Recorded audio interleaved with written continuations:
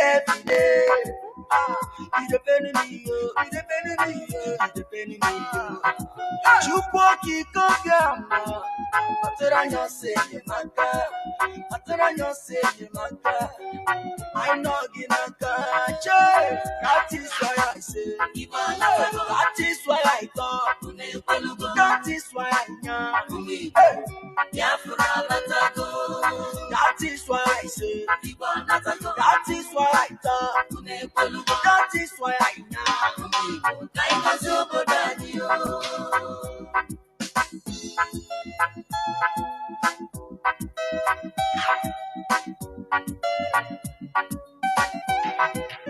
Mazi Nnamdi Kanu, Mohammed Umu Biafran nile, ayisigi gabaniru, onya kaya kacha, weli feneme, onye naya netuno yine, chuku kwa mawaja. You are whiter than snow, oku kibesio. We stand where you stand, we say no secret trial. Onyinye chuku, Ezosika, Osiki, Mahamadike, no secret trial. Prophet Yahweh's young, Osiki,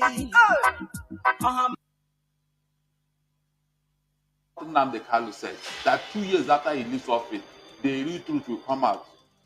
That's the truth. I was asking the question, how come, Mr. Messi, listen very well. How come when Buhari came back from UK from his sick leave, Abi, we are not privy to why she may have. The wife relocated to Dubai. Are you not supposed to be nursing your sick husband who came back from sickness? Is it not important? No, tell me it did not happen. Tell me now. But the point, you remember my Bible say you shall know the truth, and the truth shall set you free. If what you are saying now is the thing that happened, the right thing, if that is the situation, nobody will break head over these things now. But when they have created some doubt in the minds of people, why won't you look at what the people are saying so that we cannot continue on this trajectory? How many world leaders have paid condolence visits or sent condolence message since Sunday? How many world leaders? Please, somebody answer me. How many world leaders? You mean they've not had, Abi? No, they've not had. Anyway, let's go to another topic. Good morning, good afternoon, good evening, and good night, great Biafrans and lovers of freedom. This is Radio Biafra House of Service coming to you through Radio Biafra London. My name remains Mazi Johnathan Chinedu from Olo province of Biafra Land, and we are here live and direct. Today is the 17th day of July 2025. Bochi Orie. Therefore, I welcome each and every one of you to welcome your friends onto this sacred platform where we preach the gospel of both mental and physical emancipation, that you may know the truth so that the truth shall set you free. You have to hear the truth as the first step. Now, you research more, you dig more about what you heard, you ask questions and make researches for you to know it. That is the thing. Because without even hearing the truth, you will not be able to research about this. You will not even be able to think in that manner. Because you are composed of the information you consume.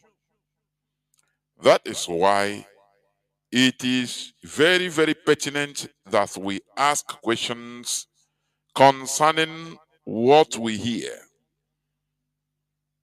so that we will not be pushed into more ignorance, We were born and bred up using different misinformations and all kinds of stories that never made sense. But today we are of age. What I mean, we are of age. Not only age of individual, 1, 2, 3. No.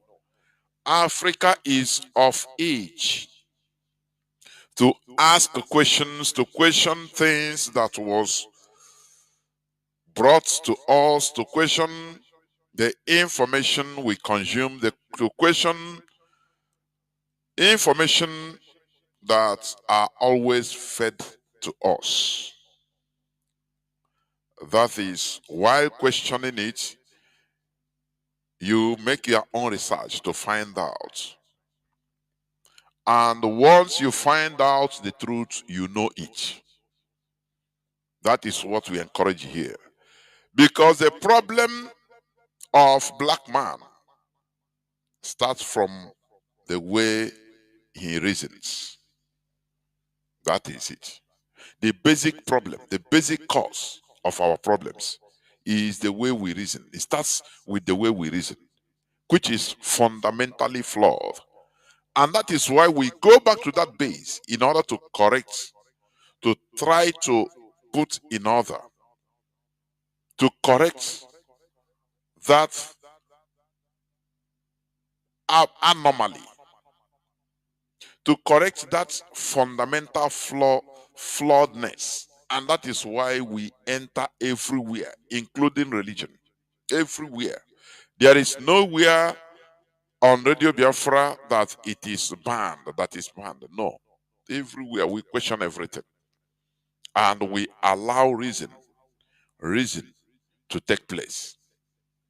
Because we are created with brain to reason, to think, to critically think, to subject everything to the author of reason. That is why we are Homo sapiens. And that is why we have been telling Nigerians, think about I know Buhari's time is over. His chapter is closed.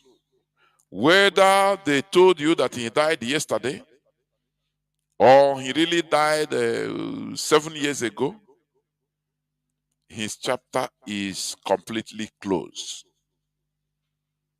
But what we always let people understand is, for a country to advance, the people must be reasoning.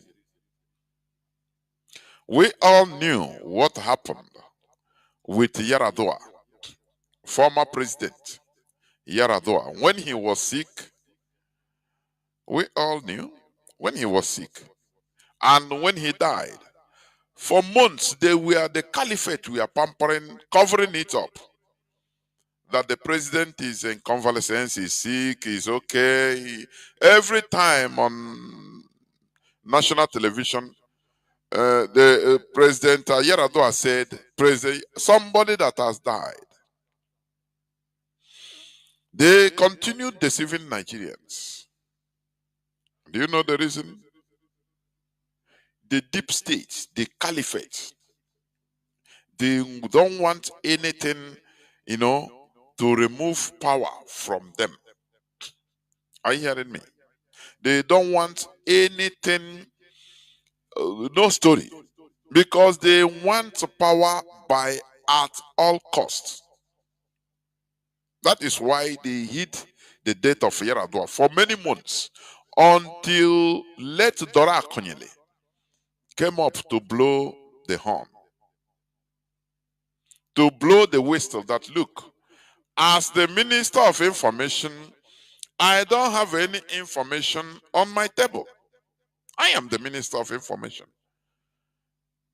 And the way things are going, I am not sure that the president is alive. That one, I can assure Nigerians that the president is unalive. That is the reason why Dola Konyene's statement puts Goodluck Jonathan into power. That is the reality. Because they can no longer hide the pregnancy, a 9 months old pregnancy. And all these are some of the reasons why the caliphate hates the Igbos. Are you getting what I'm saying? Because had it been Dolakonye was not there, they will continue pampering the president. Say before you know, they clone another person, they bring another double, as they did in Buhari, and he will be going as a President Yaradua until the term finishes. That is it. And from the double, because when you have a double, a clone the president, he's not in there. He's just a figurehead that comes out and say, yeah. But the deep state completely have the power as a Rufai. That is the reason why when Buhari was in power, when he died, they made sure they say nobody, nothing, not what happened to them during Yaradua can never happen to them in Buhari time. And that was the reason why there was no single Igbo person in the inner caucus of Asorok. No single person. Nobody.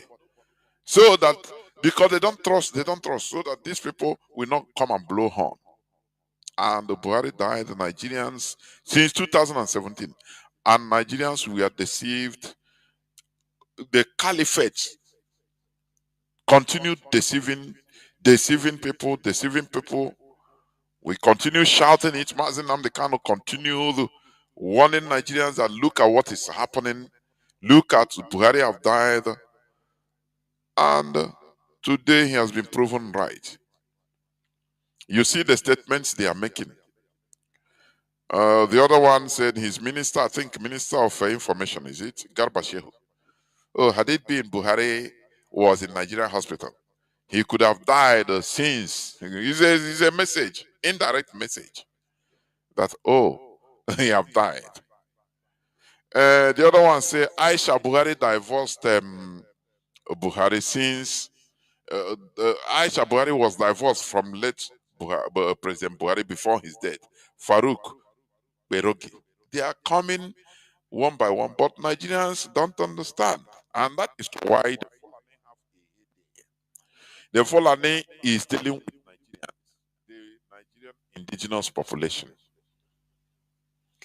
Do they understand? The answer is no. They don't.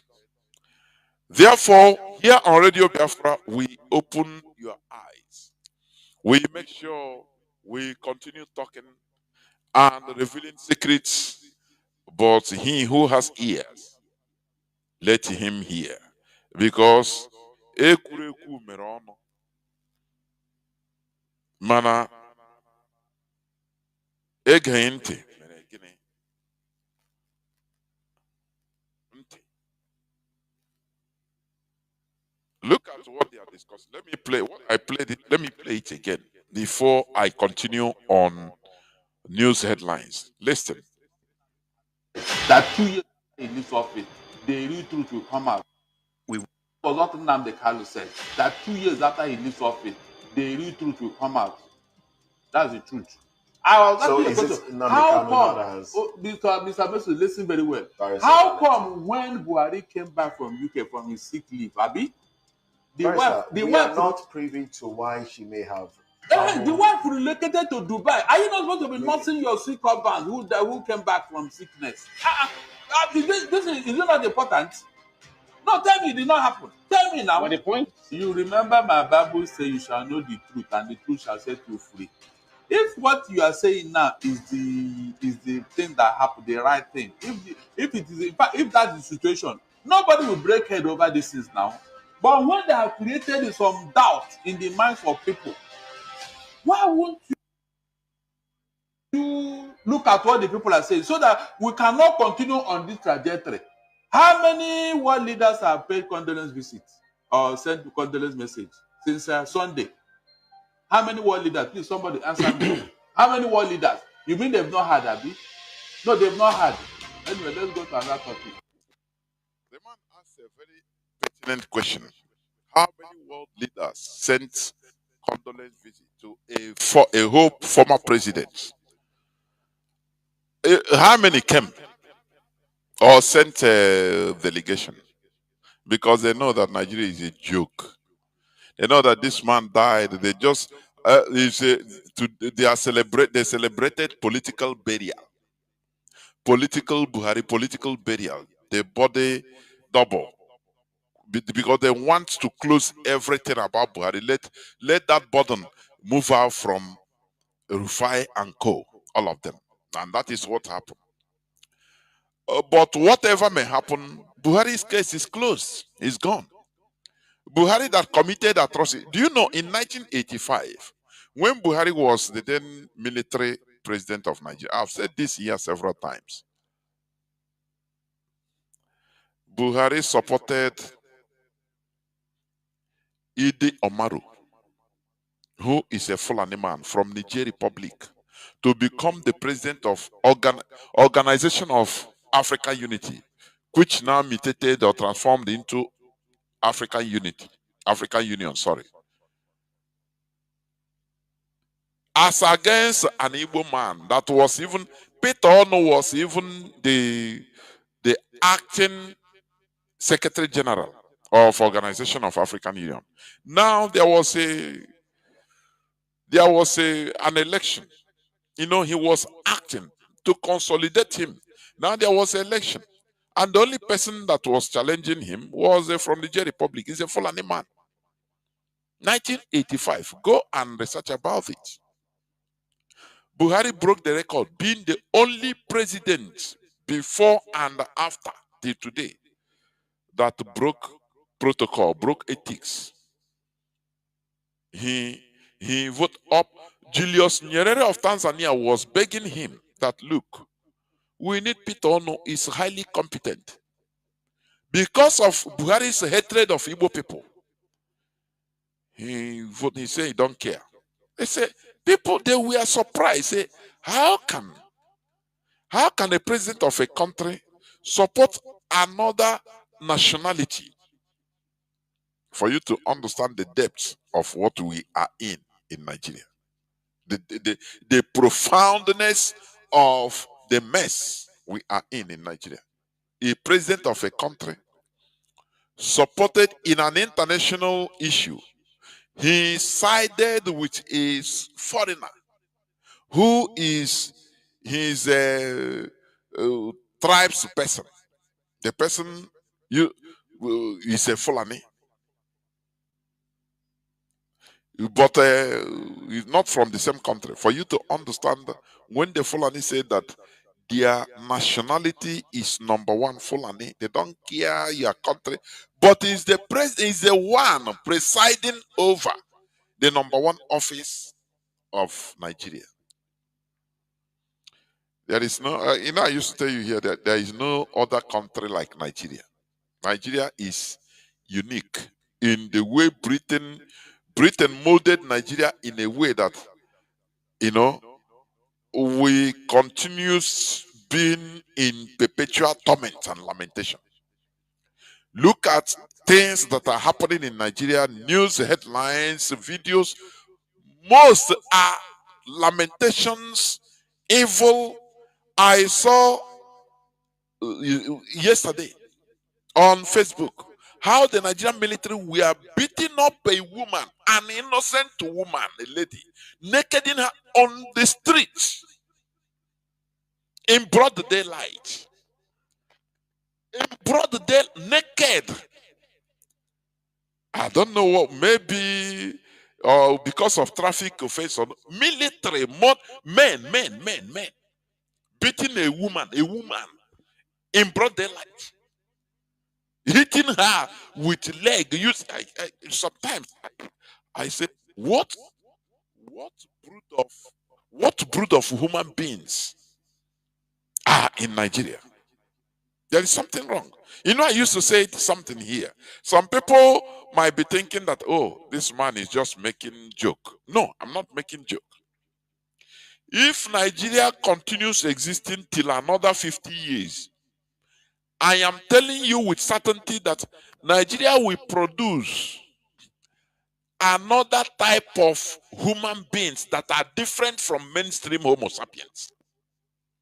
The wickedness there is unfathomable. I am telling you. I say, the type of evil that is happening is something unfathomable. I cannot see the reason why about 4 or 5 military personnel, boys, men, beating up, hitting a woman, a female. She was crying, begging. What did she do? Maybe he overtook them in traffic of, as a, they caught her. The one is shouting, "You get money now, you get money back." You see that these are the so-called repentant Boko Haram that they assimilate, that they take back in the Nigerian army. What is happening in Nigeria, you can never see it in any part of the world, in any country in the whole world. Is it what Soludo brought out? Ndiakodo. You know, Nigeria is a place where evil is manufactured. What I'm telling you, just sit down and watch events that are going there. You see that Nigeria is a place they manufacture evil, they manufacture wickedness, they manufacture, the type of life that you can never think of. There are some people, no. Some people in other parts of the world, they can never imagine it. A government empowers some hoodlums, telling them that, look, if you see a boy that has a dreadlock, that has locks on his head, oh yeah, deal with the person. They will use a heavy wooden hammer, we call akodo, to break the person's legs, and to break the hands and legs of a young person, 18 years, 20 something years, 30 something years. And you say, what type of people, what type of human being is this? Sometimes some say, here, people might be thinking, say, oh,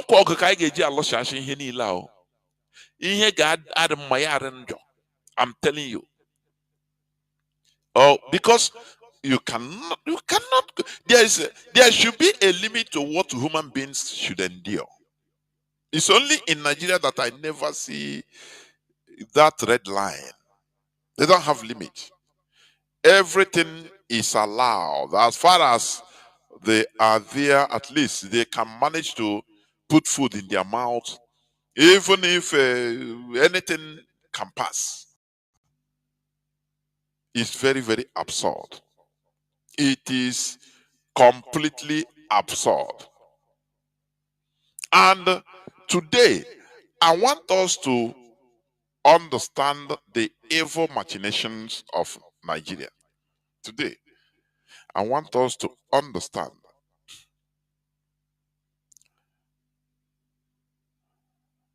the evil machinations of Nigeria in order to set IPOB up. Listen attentively. I used to play the clip of this our dear mother and Iron Lady. Let me check whether I can see it so that I will play just part of it.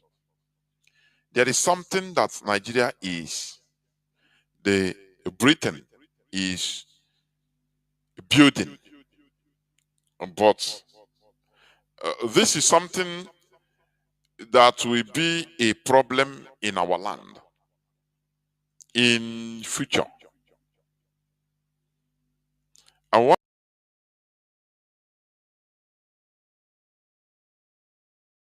people to listen attentively, because here we have eagle eyes.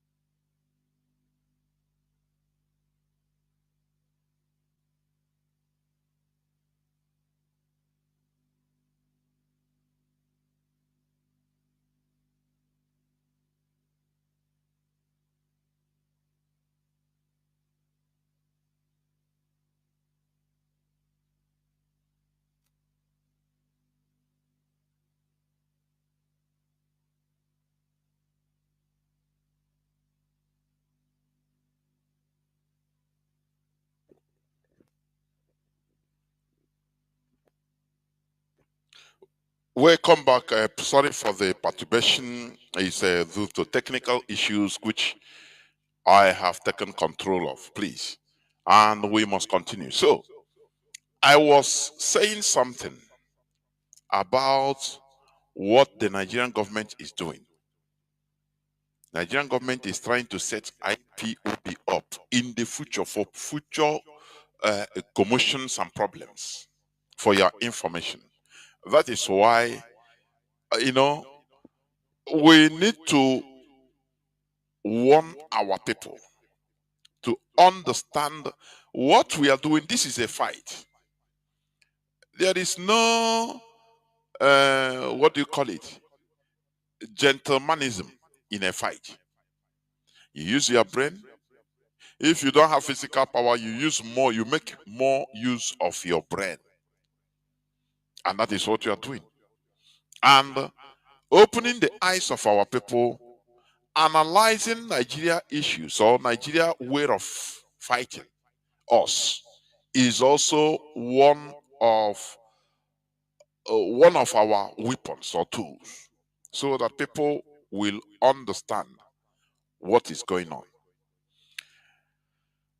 I used to play this clip from one of our Iron Lady that made private investigations in parts of Osun, in our low zone in Imo State, and environs. And what we are seeing, as I said, Mazi Johnathan Chinedu will shed more light come Saturday, because there is no smoke without fire. Whenever you see Nigerian government things happening in one way or the other, there is where it is heading to. Sometimes it is not about today or tomorrow. It might be in 10, 20 years' time that you'll be seeing the results, the ugly results of what they are doing. That is why when I look at some people, the way they see things, the way they analyze things, like one news headline which I saw here, or I am seeing here. It said, is today's news, 17th day of July 2025 news headline. It says Nigeria could end ongoing insurgency with local technology. Security expert HF. He's an able man. He's a security expert. As Nigeria grapples, I want to read a bit, because I want to bring out something in order to continue what I was saying. As Nigeria grapples with rising insurgency, banditry, and cross-border terrorism, an expert in the country's security tech space, Dr. Bright Echefu, has declared that Nigeria has the local security capacity to end the insurgency. Yes, this man is talking about capacity. But there have been people, insiders, that have seen everything, and came out to tell Nigerians that the only way these things that are happening, the only way they can stop is the rising of Nigerians. This is not about kinetic. Have you forgotten? Have you forgotten? This is not about using technology or using power. It's about politics.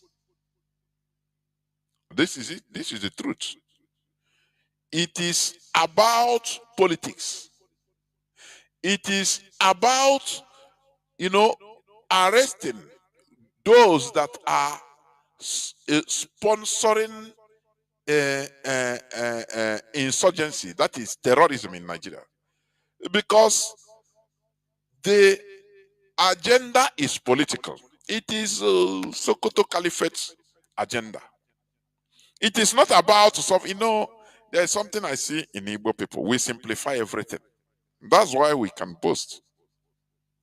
We oversimplify everything, thinking that the way the thing is in our head, or we see it, is that the way we can do it perfectly. there are differences between talking and doing. It's a very big difference.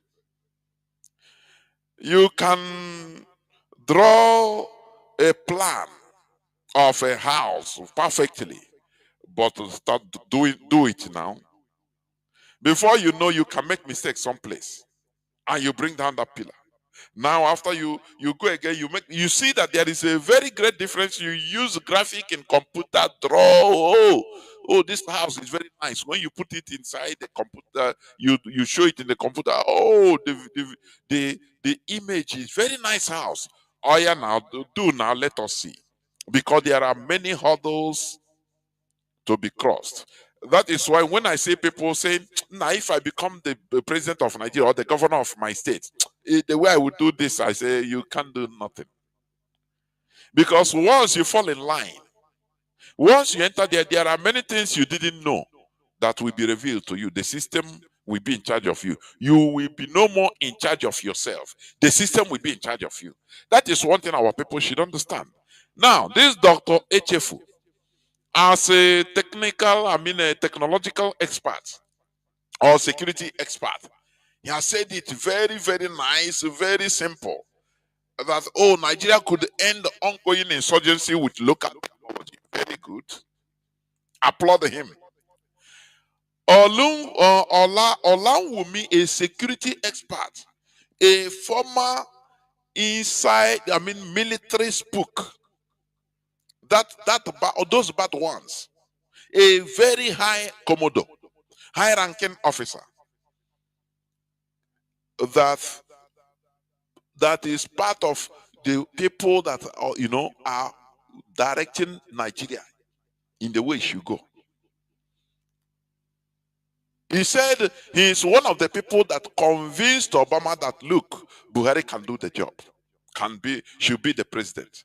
Whereas you were clamoring, shouting, "Oh, go get your PVC, we vote, we vote." You don't know that it is not you that is putting Nigerian presidents in power, neither governors. It is the system. It is them. So when you hear this man, HFU, security expert, saying that Nigeria could end ongoing insurgency with local technology, is impossible. There are greater hands. What you don't know big past you. That is an adage. What you don't know is bigger than you.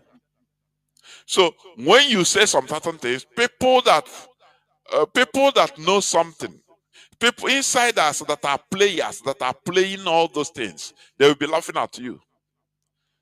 Inside them, they say, look at this man, very big ignorant. He's an ignorant. Are you hearing what I'm saying? He's an ignorant.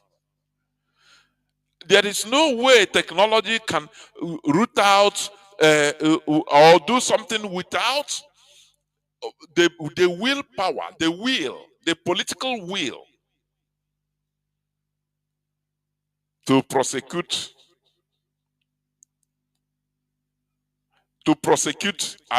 or to arrest those that are the sponsors of Boko Haram. And you cannot arrest them. Many of them are untouchable. Who will go and arrest Erufai? Can you have security experts? If I may ask, I would have asked him face to face. I say, Oga, a terrorist, non-terrorist like Sheikh Gumi that was deported from Saudi Arabia, but in Nigeria he's moving freely. What will you do? Will local technology root him out? What will local technology do to Gumi? He's a concentrated terrorist, a terrorist leader. He don't hide it, but he's moving freely in Nigeria. What will you do about it? Is it a local technology that will do something about Sheikh Gumi?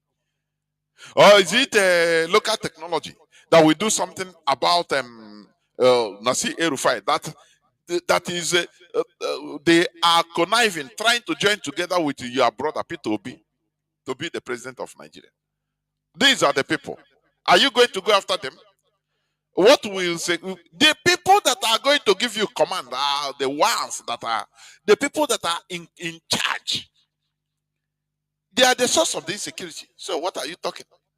Why is it that if Fulani headsmen, if terrorists are killing in Benue, in Enugu, in Owerri, they call, even in Delta, in every part of Nigeria, when they call, the people will lament and call the security, the Nigerian military. They will say, we don't have mandate to pursue the Fulani. So they tell you, what is okay, is local technology going to change the situation? Who will be in charge of the local technology? Who gives the command for the local technology to be used? 2023, they said before 2023, they were campaigning that look, we have electronic beaver. There will be no cheating, no rigging of election. Everything is electronics. We are going to do it as Americans do. You vote electronically, and I laugh. I was laughing in Chinese even.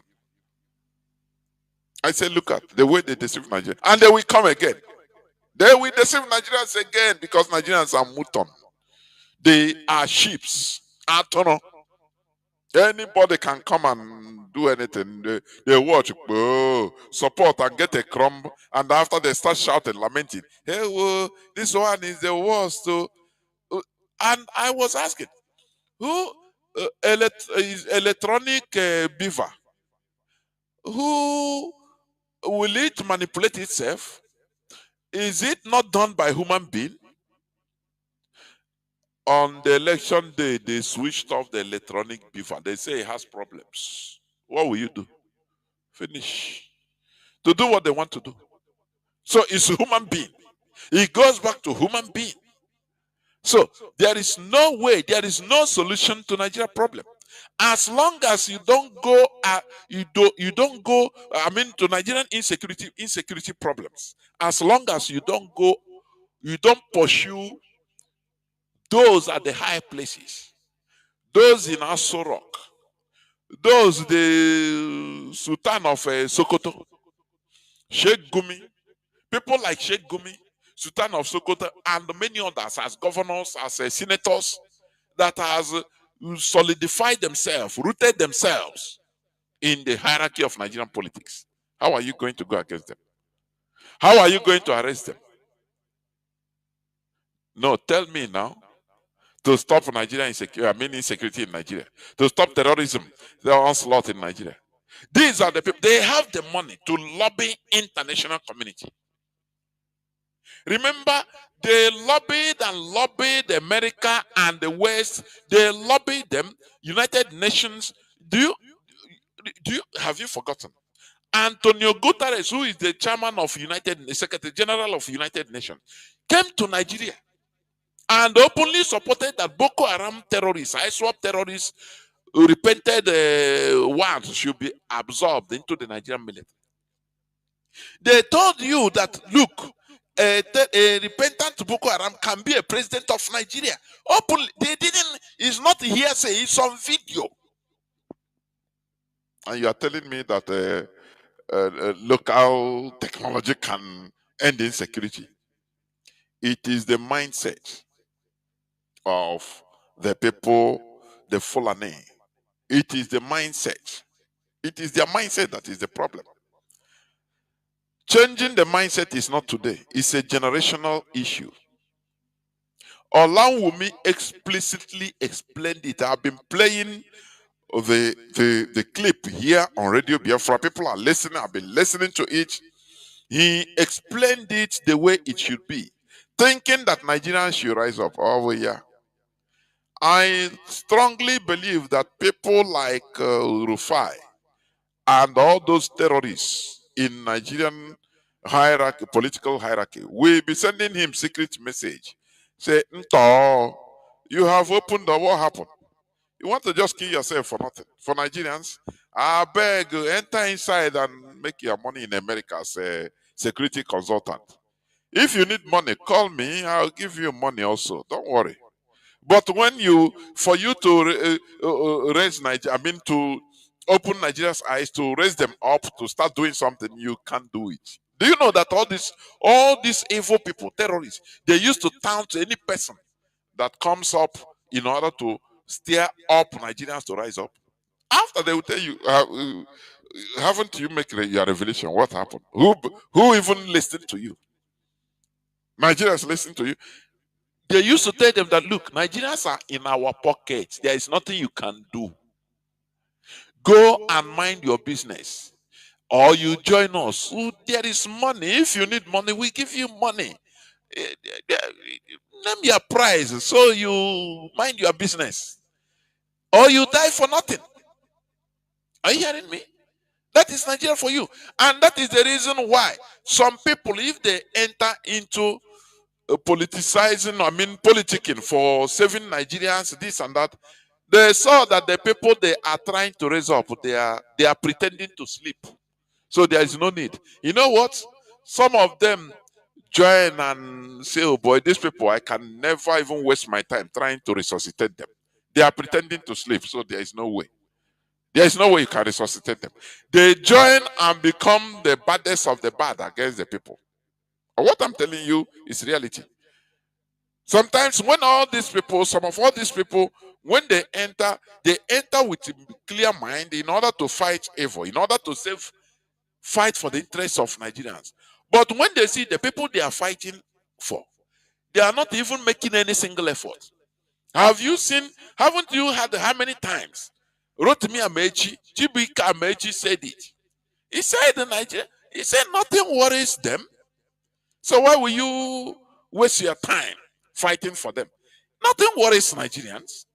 If you doubt me, go to a Nigerian man's or family, bring out the mother and daughter, shoot all of them.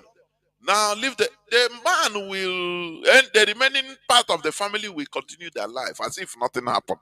They will cry for a few days and nothing. They will nothing. He said fighting for Nigerians is wasting your time. Are you? That is why the first thing Radio Biafra, our first mission is to raise the consciousness of our people, the pineal gland of our people. Because the pineal gland of many of our people are almost dead. Or can I say moribund? So we try everything in order to raise the consciousness, because the pineal gland is where the consciousness lies. To raise the consciousness of our people to issues that concerns us as a people, so that it is for us to take decisions. It is for us to take actions, because we cannot do it for Nigerians. Nigerians are dead bodies. I used to say they are dead bodies. You can never raise them. So it is better for us to come to our region, to our Biafran region, Biafran land, and talk to our people, to raise the consciousness of our people, so that we can be doing something to save our skins from the harm of Nigeria. Are you getting it? When Mazi Nnamdi was shouting on top of his voices that Buhari has died, some people, we are calling him a rumor monger, how the conspiracy theorist, this and that, demonizing him. But today, it's raining everywhere. Mazi Nnamdi statement is before you the problem, before you acknowledge somebody, it is too late. Or acknowledge something, it is too late. It's too late. So Buhari chapter is over. So what am I trying to say now? The Nigerian government is using criminals to lay future mines for IPOB. Listen to me attentively. That is why we must take these issues seriously. When they use the experiment, They use criminals, assemble criminals in our land. Do you remember Gentle's when the last video he made some months back, either 3 or 4 months ago, because he thought that when they killed his brother, when Hope Uzodinma killed his brother, so he was afraid that they are after him. For him, they have finished using him. They want to now kill him. Do you remember what he said? That he went to they organized them and carried them to meet Hope Uzodinma. And Hope Uzodinma told them that, look, Biafra you are doing is good, but I want you to be doing it in this way. Do you see how they move? I want you, that is they corrupt the thing. That is how the real thing, they corrupt it and give to you. Say, be doing it like this. It will be good. And they dispensed money to them. They dispensed every time hundreds of millions. Tell them, look, do water. Be acting. Be brutal to your people, to Igbo, and the core people. You know, they give them the blueprint of how to do the Biafra. And what blinded them is the money they gave to them. If you do it the way we want to, we'll be giving you more money. And they started. First of all, Monday sit at home, they turn it into bloodbath against our own people. And the politicians say, yes, this is the way we want it. They send them secret message, confirming money. Say, as you are doing it like this is good. You know, take more money. They started giving them more money that you are doing it well. This is the way. So that the Biafra, on people no Biafra. He gave them Biafra now. They unleashed the criminals in our land. What I'm telling you is the secret plan of Nigeria to set IPOB up for future problems, to set our land in future problem. Now, these people, they made sure that they control them and give them the leeway, the blueprint, the templates with which they will be acting for them. This thing is an intelligent work. Intelligence is part of the fight. Are you hearing me? Intelligence is part of the war. It's part of the fight. Now, they helped them to settle them inside bushes so that they will, and inside the villages, mostly in different parts of Osun, so that they will be on the ground. They will be there waiting. So that they will be there are many things the Nigerian government want to obtain. Some results they want to get. Namely, some of those results are they want to corrupt, hijack the struggle, corrupt it, and destroy the mentality, the mindset of our people. Turn the mindset of our people against the genuine struggle. Are you getting what I'm saying? That is number one. Do you know that all these criminals, where they are, they work hand in hand with the Nigerian military? Do you know that? Do you know that? The intelligence we are gathering, we are getting, Nigerian military is the ones giving them information, protecting them. All these criminals you are seeing, you are hearing, that is kidnapping our people. That is, they made sure that they help them to pursue villagers. Any person in the village that is opposing them, they will kill him, or the person will run away. Nigerian government knows their whereabouts. Do you remember when they went to that pitch? And do you know what? They now start propagating. They have their channels, propagating, using also use some of our people to propagate that these are the, that these are ESN. All these to destroy the mindset of our people towards this struggle. That is it. Are you hearing what I'm saying? These are intelligent jobs. Are you getting what I'm saying? When Ekperima was there, he was foolishly, I say foolishly taking accolade without understanding that there are things, that there are unseen hands that are using him, lifting him, because they want the criminality to continue. They want our people to run away from their house, from their homes, from their ancestral lands. And the Nigerian government is setting up these people to be rooted, these criminals, to be rooted in our land, so that tomorrow, even if there is for example, listen, even if they say, okay, now let us go for plebiscite, let there be Biafra, people decide. These people will have, criminals will now have a say. I don't know whether people are understanding what I'm saying. They will come up, say, they will start their own war, their own combustion.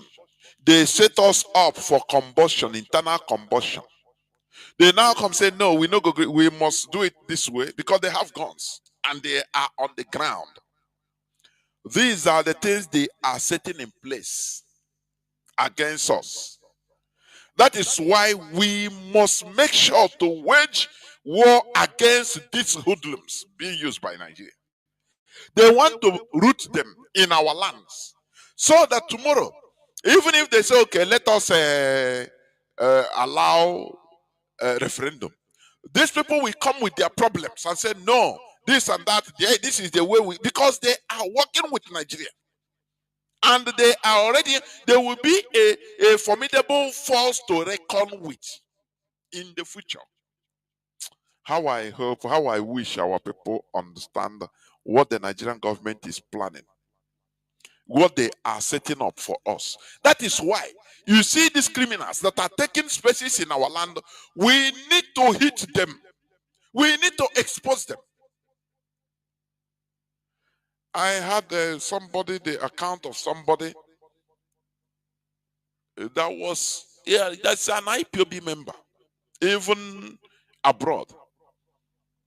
On getting to, he wants to go to Umaka, and through this side, our mama also, even Okada that are there, many of them, they are working hand in hand with these criminals, and the Nigerian military and police. All of them are together with some POS. I say Mazi Johnathan Chinedu will talk much more on this on Saturday.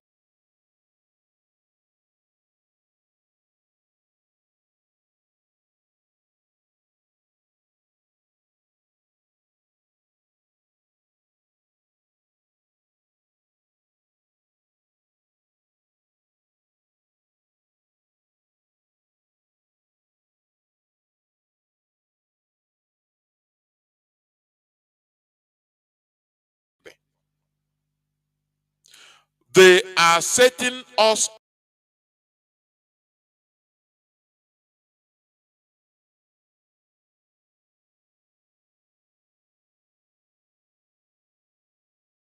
international community now agreed. The West now agreed. So okay, you people go on referendum. Let's see. 2005, which they decided 99.999%. to be on their own. And you know what? They set them up by killing their beloved leader, John Garang.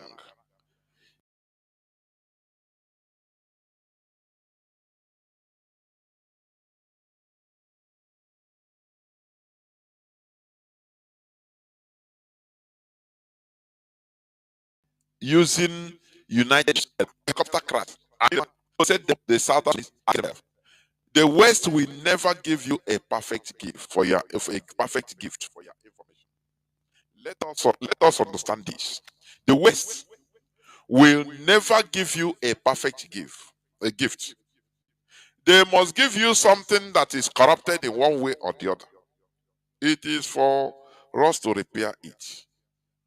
It is for us to use our initiative to do something about it. That is how they work. The death of John Garang plunged Southern Sudan into even in very dangerous and wicked civil war that is even worse than the war they fought for 39 years. Are you getting it? Tribal war inside them, because the way they set them up, that is how they do. They don't give you perfect gift. As long as you are not part of the West, you are not a European, you are not Caucasian, they don't give you perfect gift. Even in Arab land, they don't give them perfect gift. That is what they must give you, a corrupted version of things, so that you'll be bleeding always. That is how it is. And this is what they are trying to set up in our land.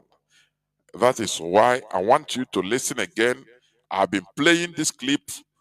IPOB, we must know how to deal with it. We should never continue saying it that it is happening in Imo State. It is in Lilu, in a part of Anambra only. It is this is our problem. We should take it as our collective problem, because once they have a taproot in one place, they will continue expanding. It will be a problem tomorrow. These are the people they will arm tomorrow. Even if we finally secure our referendum, they will come up and say, no, there is this and that. They will bring their problem. And when we start dealing with it, and that time they must have been taprooted most places in Biafra land. Are you getting what I'm saying? So it is better we uproot this evil now. Now, listen to our dear mother on her own effort. Listen. Igbo bụ Igbo, ekele m ụnụ. Ọlọlọ Nneka Chimezie na-ekwu, aka na-ewetakwara ụnụ ọnọdụ Igbo. Ebe anyị na ụgbọ awụ oburu isi ụzọ, ebe anyị ga-echikọ ọtọ gawa awọ. Ile anya n'aka nne m, anyị hụrụ army checkpoint nọ ebe anwa. Mana ndị mmadụ enweghị ike ịgafe gbaa straight gaa awọ ma ọ wụ gaa Ọsụmohu. Na ihe m chọrọ ime ka ndị Igbo ghọta awụ, ihe a ọwụ chọrọ iji ụzọ aghụghọ chụsịsị anyị n'ala Igbo. Ihe ha na-eme, they want to establish their own puppets, the criminals, to be a formidable force for tomorrow. They are setting up something that if we don't take care, we overlook them, it will be a formidable force and problem against us tomorrow. Even if, once they set up all these things, Nigerian government can say, okay, Britain can tell them, okay, leave them, okay, let them have a plebiscite. Let there be referendum. Let us see. Now they will go and engineer these people and say, do not allow IPOB to have it their own way. Let us, every inch of the way, there will be problem. Do you see? They will be bringing problem every inch of the way, because they are there on ground and rooted. Are you hearing me? In some places, they don't even allow the people to seek anything in Nigerian court. They settle issues, land issues, and everybody, they tax people. In some also places, in some places in also. And we are just trying as if we are overlooking it, as if we are overlooking a problem that will be devastative to our to all of us, to our communal, to our restoration effort tomorrow. We shouldn't continue overlooking it. Nigeria is up to something. They are putting things in place to set IPOB up. Not now, but in the future. They'll be telling them, don't worry. I think they are in every part of the world. They are in Switzerland. They are in Australia. They are in Spain. They are in America. They are in England. Leave now. But you people are here on the ground. Oh, don't worry. You people will also have the final say. In here, this is what they are setting up in our land. And it seems that some of us don't understand it. When I think about this thing, I say, no, are we even sleeping? We are looking this as, oh, is the Imo State a problem? Is Anambra State problem? Look at how Soludo went, because do you see the contract of governors like Soludo is to make sure, because he has second term to fight for. There is a way the Fulani Caliphate, you know, I tell you, they are grounded in politics. They are Fulani Caliphate, they are grounded in politics. I give it to them. There is a way they do. That thing that you need badly, they will use it. You know, when you want to trap a dog, you take a piece of meat, they smell that odor, you'll be showing it to him, you'll be coming, you'll be showing it to him, if he come, you draw it more, it will come, that until he fell into that trap. That is how the caliphate works with Igbo politicians. Soludo badly wants a second term. He wants a second term, 8 years. And they told him, look, you must do everything to condemn ESN. That is the problem. Once, and make sure that you exonerate this the Fulani headsmen. Make sure you exonerate it. Make a statement. And that is why he went to Maryland secretly and said they vomited the abomination he did. Telling the people that, look, those are in the bush. What are those that they say they are going to fight Fulani headsmen in the bush? What are they eating? How do they feed? They are the bad people. They are the this and that. Is a template for him. An average Igbo man, shameless, I say, an average shameless Igbo man is ready to do anything for his stomach or for fame. They don't care.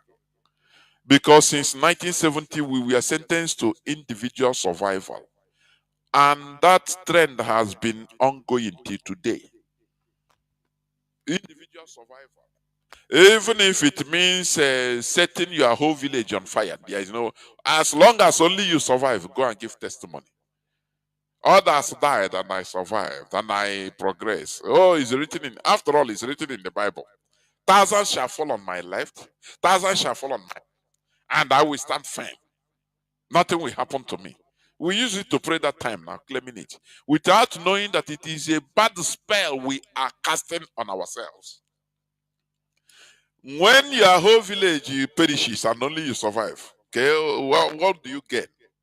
What will you get? What is your gain? Thousands fall. You look them, they fall. Hey, on your right, on your left, thousands fall. In front, they fall. In back, they fall. Only you. Can you spend 24 hours?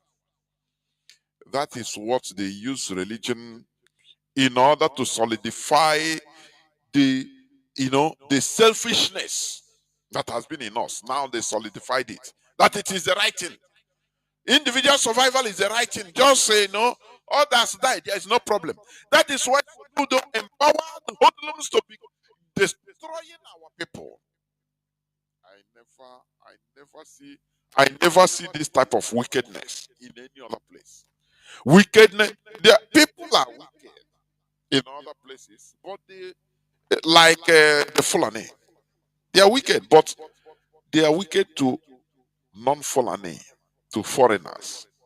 You have other people that are wicked, that are evil, but they perform most of the evil to the foreigners for the benefit of themselves. They protect their own. But what baffles me in Igbo land is when our people are self-destructive. It gives me worry. I am telling you. It gives me worry. That is why today, when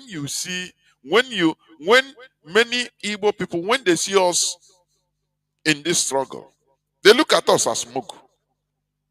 Something that, oh, nego IPOB, you people, they chop the money. No, the table. They don't think, they don't know. They can never believe that you can be doing something for a community interest, for our communal interest, something for us. You'll be financing your own money. You see the movement of some principal officers. They'll fly from different parts of Europe to Spain, to UK. You think many of them, they finance themselves.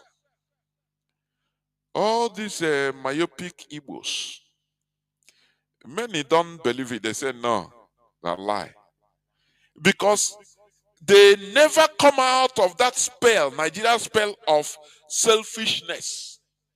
That extreme selfishness, self-destructive selfishness.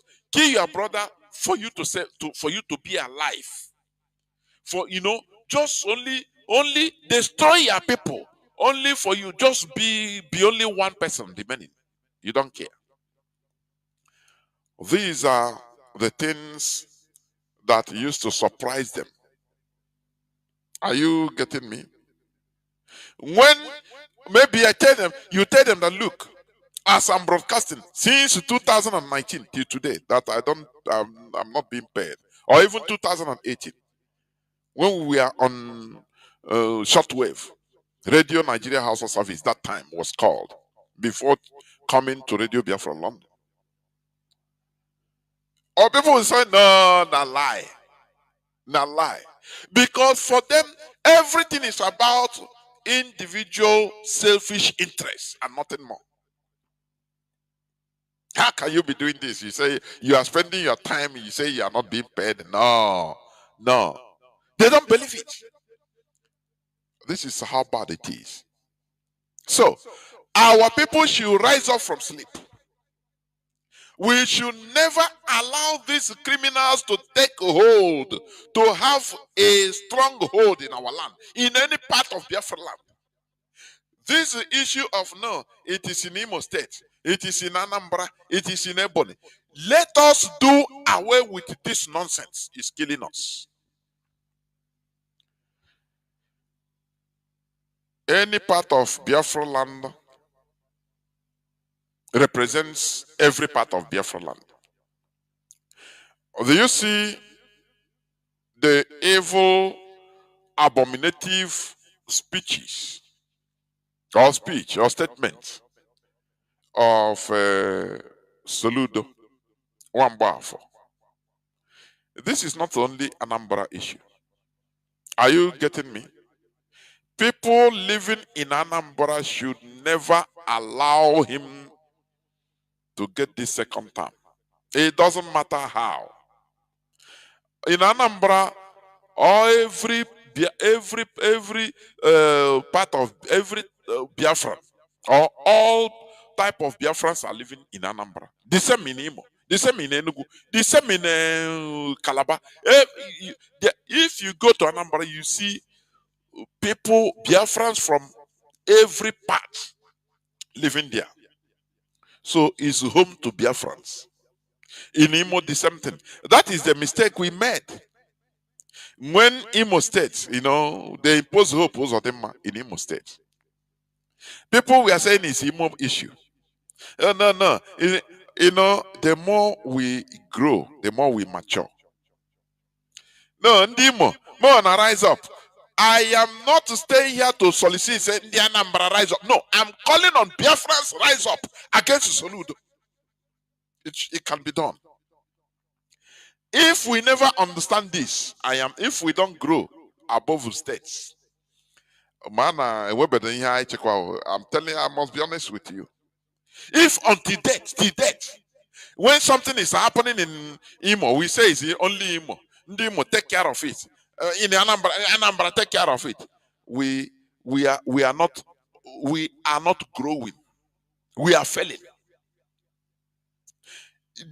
This should be a time when something that Soludo, it doesn't matter. He is the governor of Anambra, yes, but any action should be taken by every Igbo man. Let me put it, Igbo man, Igbo person, everywhere.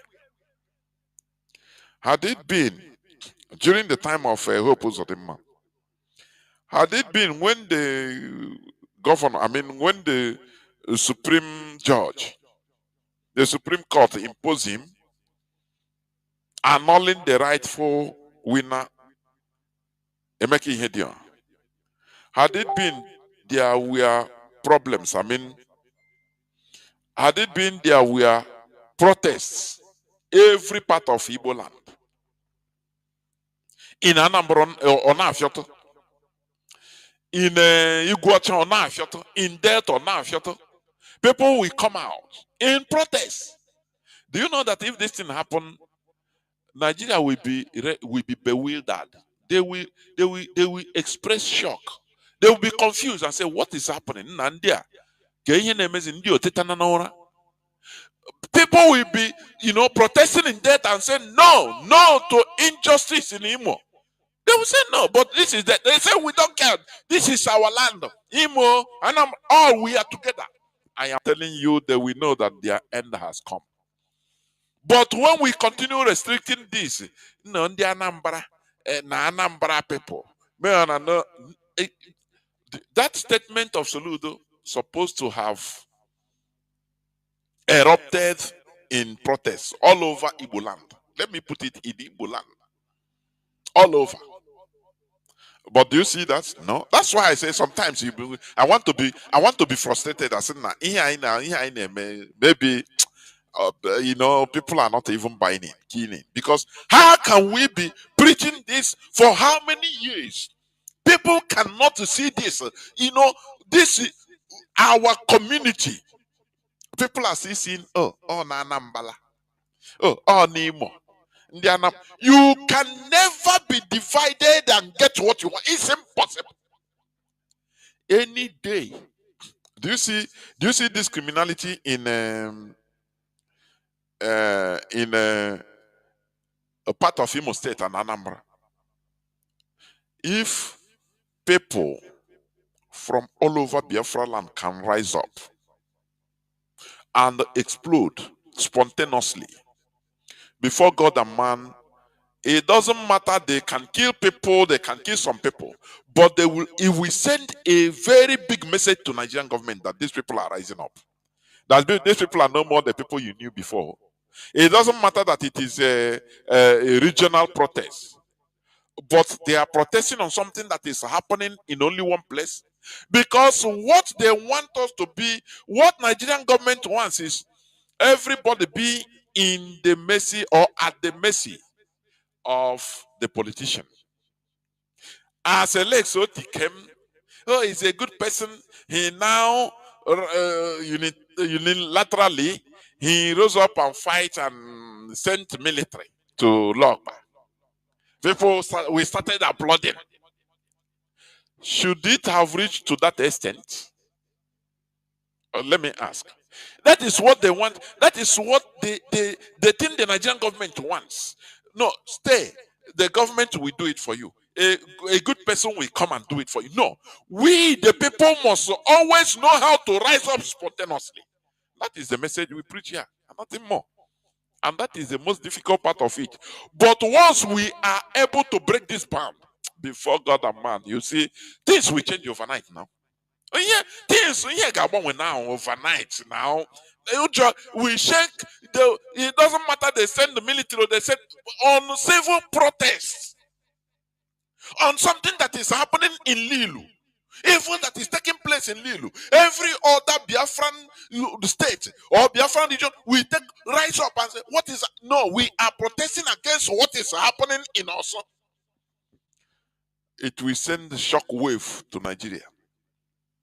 They will try to quell people down, but this is not your state. You leave them to. He said, "No, we are one people." They will know that the game over for Nigeria for them. But as long as we continue doing it, when they are massacring people in Hamufu, even in Hamufu, women will come out to protest for days. Their neighboring villagers no care. They don't care.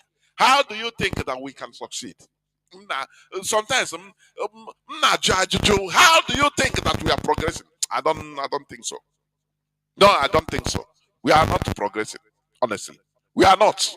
Until we bring down this state line, this and that line, wherever we see injustice in any part of Biafra land, everybody will rise up spontaneously and protest and say no to this, no to that. Spontaneously, they are not going to kill everybody, for your information. They will only kill when it is only these people, one set of people in that community. How many are they? 1,000, 2,000, 3,000. But when things are happening now, every other place erupts. Call it regional protests. It will send the shock wave to Nigerian government, to our politicians, that we are no more at their mercy. Because today, they programmed us to be at the mercy of any political class. I saw, I was scrolling and saw one. Is it this very dark man? He said, no, if he's calling Atiku, if he can come out to protest, people like him can come out. That is a statement of some ignorant people. How do you think that Ndi Neri will come to protest for you? Hey.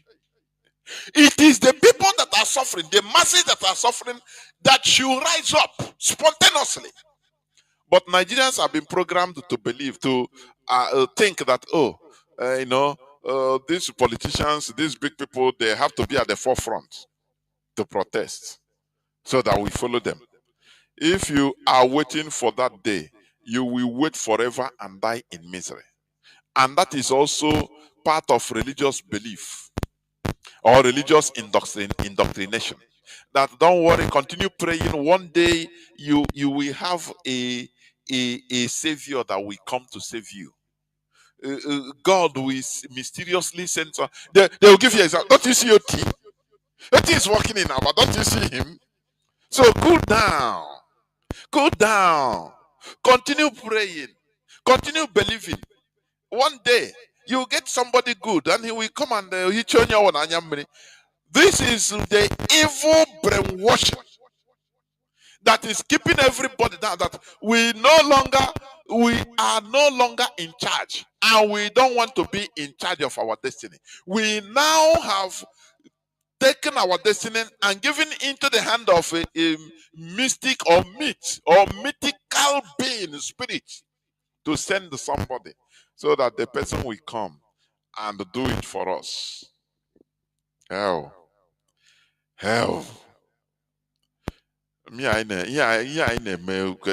Is it having impact? I'm not talking about mostly people that are. We want to be seeing things happening on ground. That not only people taking actions that when you look at it, you clap, you become happy. Say yes, it's happening. We allow evil to take place in one part of Biafra land, and we will come to call those people there. Let the Indian Nnamdi make sure that the Soludo is not there. This and that. But united we stand. People are not talking about let us rise. Let us rise spontaneously. in the whole of Igbo land, in the whole of Biafra land, in order to condemn, send the message to Soludo so that he will understand that he didn't talk only even against the Anambra. He talked against the whole Igbo people. You know, weak people, there are ways they dodge fights. No, if it is in our place, we will show him. It can never happen in Anambra. We get here. If he come there, it will happen to you in a way you don't even understand. Before he may get this surprise.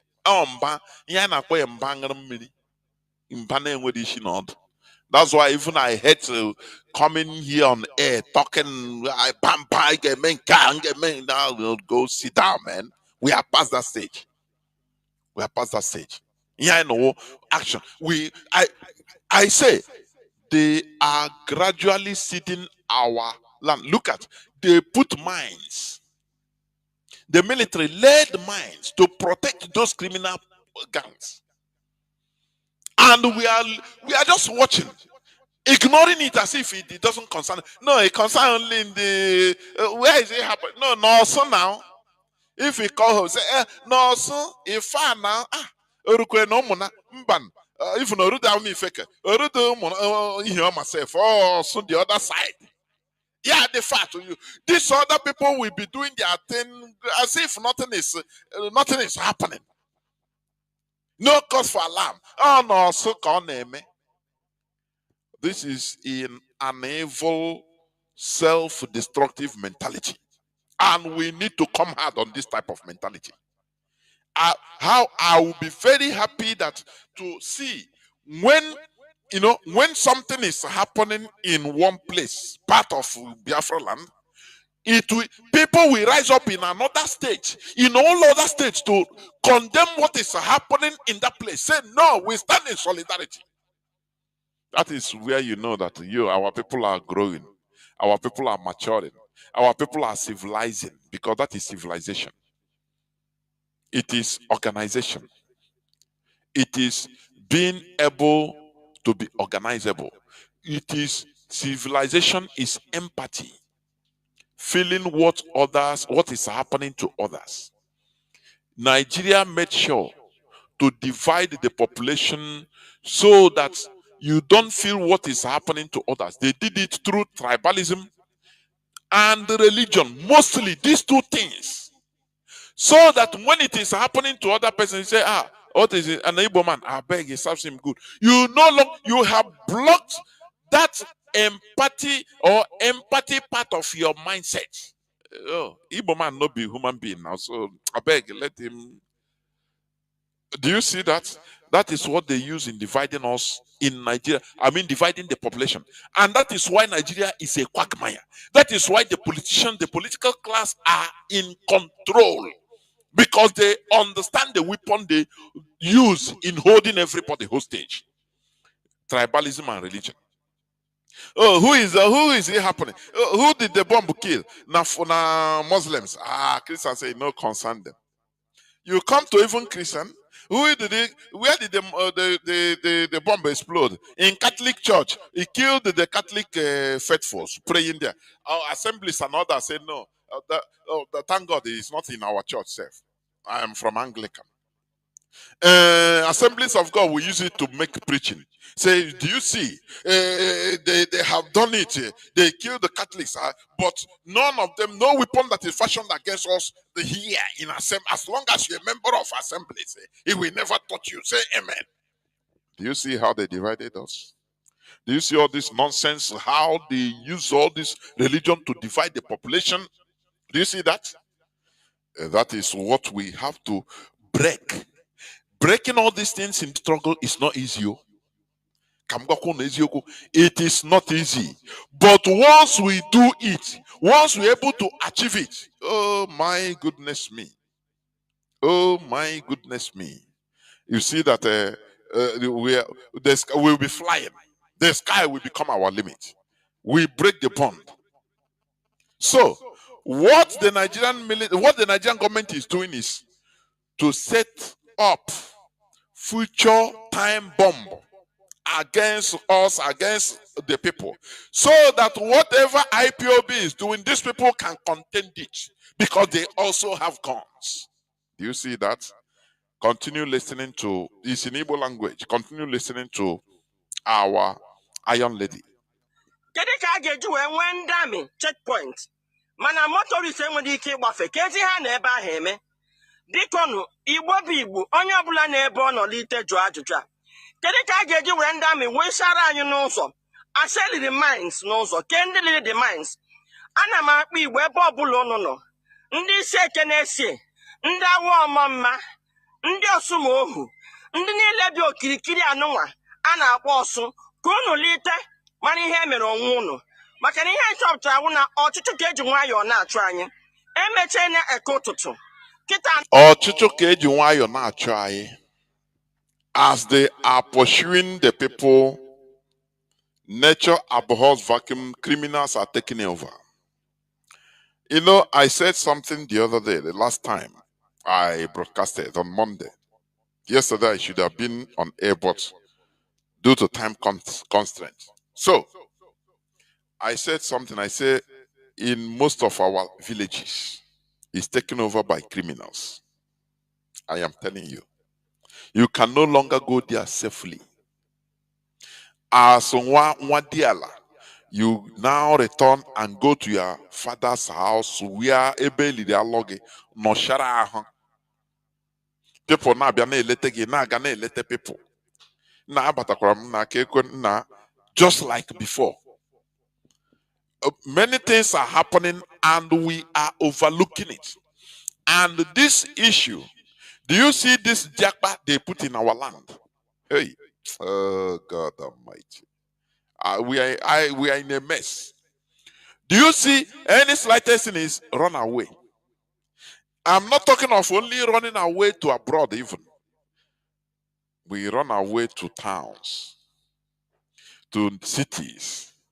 If you go to concentration of our people is in Onisha, is in Onisha metropolis, in Aba metropolis, in Lagos, in Iguacha, Port Harcourt metropolis, in Calabar metropolis. You come to our villages, they are being taken over little by little by criminals. That is why you cannot come and stay normal as you have to, as you should.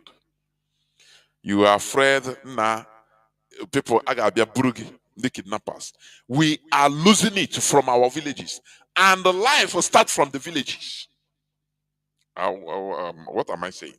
Well, livelihood, life starts from the village, from our villages. Where you cultivate things, now take it to town. Now, when most of the people are living in cities, who will be in charge of the villages? Who will be in charge of our bushes? Criminals together with Fulani terrorists. Do you see the agenda? That's why I'm saying they are setting us up for eternal damnation. And we are not decoding. But here on Radio Biafra, we try to open your eyes to let you understand all those things that you don't even think about. They are trying to set us up for eternal damnation. I am telling you, the way things are moving. You know, if you go home, like me myself, I don't like going home and staying in the city. Yeah, I hate it. I got no look, got no village, got no shara, you know, no shara. But they are now trying to make it almost impossible, because if you are not if you are not afraid of kidnappers, you are afraid of the Fulani headsmen. You don't know who will come and take you. They might request ransom. After paying, they might kill you. They might kill you, as they are doing.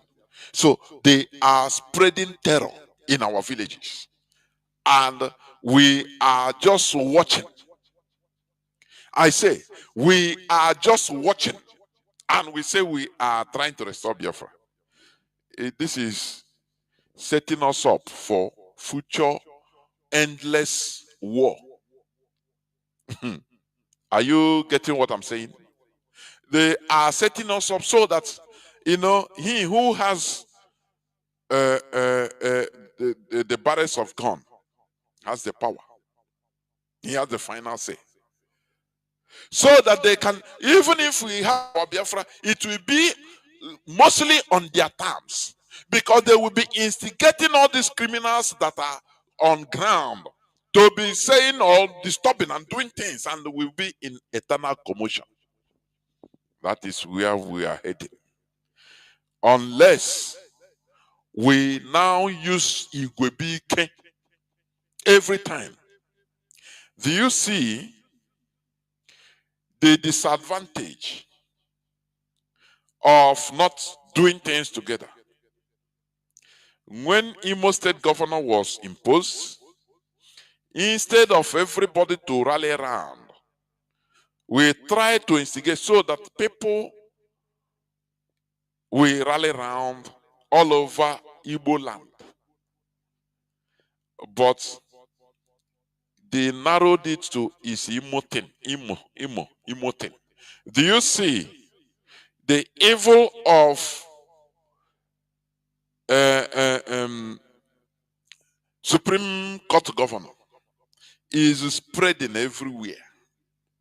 Do you see that? Had it been people spontaneously rose up to condemn in action what is going on, or the court imposition, do you know that the Nigerian courts would have gone back and allowed the right person to be there? And most of all this evil will not be happening in today. Are you getting? Do you see the lot? Do you see how things? But we live in it's Imo. We left it. Imo people fight. They came. Some of them people rose up to protest that time. But the worst is that the assembly members, state house of assembly members, they jump the fence and go join the new person. Average Igbo man, sell out. Sometimes do we think that we are redeemable even for now? You know, I'm saying this on air because of when you see some certain things, you become baffled. How can people be behaving like this? So undignified. It's very sad. If they see somebody that stands on his word always, they now see him as a mad person. Are you getting what I'm saying? If they see, because in our land today has been so soiled with selfishness, evil, and undignified set of people that are full everywhere. People that can sell their brother for just a pinch of a pint of oil. But when they see you now as you stand gidibam, you are unbribable. They see you as absurd. Nah, you not which one they behave like? Nah, this one safe. It be like saying a Jew guy. They start calling you Jew guy for standing on your word. Do you see? They now, our land is now, they are turning evil to be good and good to be evil. That is how bad it is. The only solution is fighting evil together. Whenever we hear that, oh, Fulani terrorist strike in Enugu, Hamufu, in Environ, in Ebonyi, people everywhere in Igbo land, in Biafra land, will rise up. Be in solidarity protest or against what is happening in far away, call it far away Enugu. It will send a shock wave to the Nigerian government that these people, they are maturing. They are no longer the type of people we want them to be. How do we, they will have secret emergency meetings. Because it will show that our people are maturing. Why do you think that if there is injustice in any place, in any part of America, people will see the injustice everywhere? Before you know, Protests will start there now, it will spread. That is a sign of matured people. Because you don't want that injustice to reach you first before you start reacting. No. But that is the way they programmed Nigerians to be. And we don't want it to be. We want our land, we Biafrans, to be different from Nigeria. This is what we are fighting. For us to be mature in thinking, in action, so that you don't see the evil happening in Delta as only it concerns Deltans. Now you call them Deltans. Instead of you fighting it, you start blaming Delta and say, on a day week, that's why if not here in Imo State, we could do more. We are waiting now. If he reaches you, he reaches Imo, you can't do nothing. Now Imo people, Imo, and Imo, it cannot happen here in Anambra. If he reaches in Anambra, he might not take that particular route. He might not take that particular way it happened in Imo. But when he reaches in Anambra, he will take another town and he will hold you and you will fall. That is the reason why he could make warriors fail. Finally, after fighting for 31 good years, bravely, they fell. Do you know why? They became splintered. When they had in fighting, quarreling inside, instead of regulating it and going as they used to, they started saying, okay, we are more powerful than you people. We are more warriors than you people. This one said, if it is like that, oh yeah, everybody, go and defend your village. Let us see who we fail now. That is their failure. That is their decline, the decline of Ekumeku. 1906? People that fought. They fought Britain to the last. They will be walking. You can never see it. The way they come like lightning in the bushes. That's why when I used to see people, I used to hear people say, Oyibo brought the police to us. Before we didn't have police, but there is no crime. Before we didn't have army. I used to laugh. I said, no, this is ignorance. It's not. What is it? Is it because we didn't use that word, police? It's an English word. So we don't have Ndincheko Obodo. How then do we run our communities? How do we expel people? If we judge them and expel them, those that need to be excommunicated or or exiled. How? Who does this? It's the people. The people select. I could remember, when Eroto in a village, the people that fell to pay at that time, at a given time, when the time passes, they don't go and call police. They gather the youths. The youths are the police. Are you hearing me? They say, okay, go to the social person house, take anything, take anything that is equivalent to the amount that is owing. If it's wheelbarrow, it will be taken. Until you come and pay that money. And he don't dare resist. Because it's the people's decision. That is police, for goodness sake. That is how our communities have been working. So stop saying that, before Britain come, we didn't have police. No lie, we have them. We have military. Ekumeko, are they not military? How were they organized? How were they funded? No. This new, the colonialism. Sometimes I know. Because when we say we don't have police, we didn't have police, we didn't have military, which means we are zombies. We are just hunter gatherers. We are just agreeing to the way they described us. I mean, the Europeans described us. How can we say we didn't have military? Is it because it is not called military, military? No. We have it now. We have our way of doing things.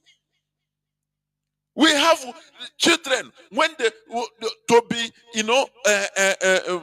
invited, or how do you put it, into adulthood. To be enlisted into adulthood, which means into military. There are things they have to undergo. There are secrets, they will take them to secret places. That is our military. The police, if somebody does bad, they will gather youths and say, okay, go and do your job. These are the police. Is it because it's not called the police in English language? Let us sometimes, sometimes we commit, we say we are coming out, we are going back to our roots, but sometimes, we are still preaching things that is colonial. We are still going towards that. There is no way you can tell me that before the advent of Europeans in our land, we didn't have police, we didn't have military. No. Are you kidding me? Then how are we living? How are bad people being judged? How do you determine who the bad people are? How do you? Because if we don't have all those things, which means there will be no law and order. We have everything, but in our own way. It must not be the type of a way the Europeans did it. We are doing it in our own way, and it was working. Organizing the community. That is it. That is it. So let me come back to what I was saying, because I will soon open the lines. It is high time we open our eyes and fight this scourge that the Nigerian government is trying to instigate to set us up in future, for future combustion, for future problems everywhere in our land. Let me play this, continue playing it a bit. Na agbara bomb na Eko Baheze. Ebe niile a na-eme ihe enwe army checkpoint. Ana m akpọ onye isi ndị amị General Musa ka o leba anya na ihe ndị amị na-eme na East. Ọnwụ na enwere ike inwe army checkpoint, ndị mmadụ anaghị agbafe. Ọ na ndị amị amaghị na ndị mmadụ anaghị agbafe. Ọ na ha enweghị ike ịjụ ajụjụ kedu ihe kpatara ndị mmadụ anaghị agbafe. Anyị ga na-aga n'ihu ka anyị gaa Eko Baheze, ka anyị weta ọnọdụ Igbo si wee dị na Eko Baheze. Daalụ. Ihe awụ episode 2 na report nyocha anyị ga-enyochapụta na Eko Baheze ebe agbara bomb. So ihe ụmụ nwaanyị a na-agwara anyị ewu, ndị na-ebe ahụ gwara anyị ewu na ọ kakwa mma na ha resign go to faith. Otu anyị si pụta nebo m si pụta ọ nebo nka bomb agbagburu. Yes madam, at least na ya ọta ya n'ugbu a na ya laa ahịa ya arahụ ụra. Mana ya gaa nta interview n'ugbu a na ya agịda arahụ ụra. Na ihe ha nọwa na ala Igbo kachasị n'Ọsụlokwu gọọmenti wee echi pụta hụ ochi. Gị wee m na-ajikekwe ndị na-eme ihe. Ha sị m na enwere ndị a na-akpọ ụmụọma. Na ụmụọma ahụ wo ikwu ha ala kpam. So ndị a create a cult, a group a na-akpọ ụmụ Biafra. Ọ ndị a ka ha ji na-enye excuse na ndị IPOB apụtala kwetie mkpu sị na aka ha anọghị n'ihe na-eme n'ala Igbo. So ihe anyị na-agwa ndị polisi ugbu a na onye ọbụla unu nwedere try ya na ya. Do you see the way they go? They use their agents, I mean the Nigerian government, to form a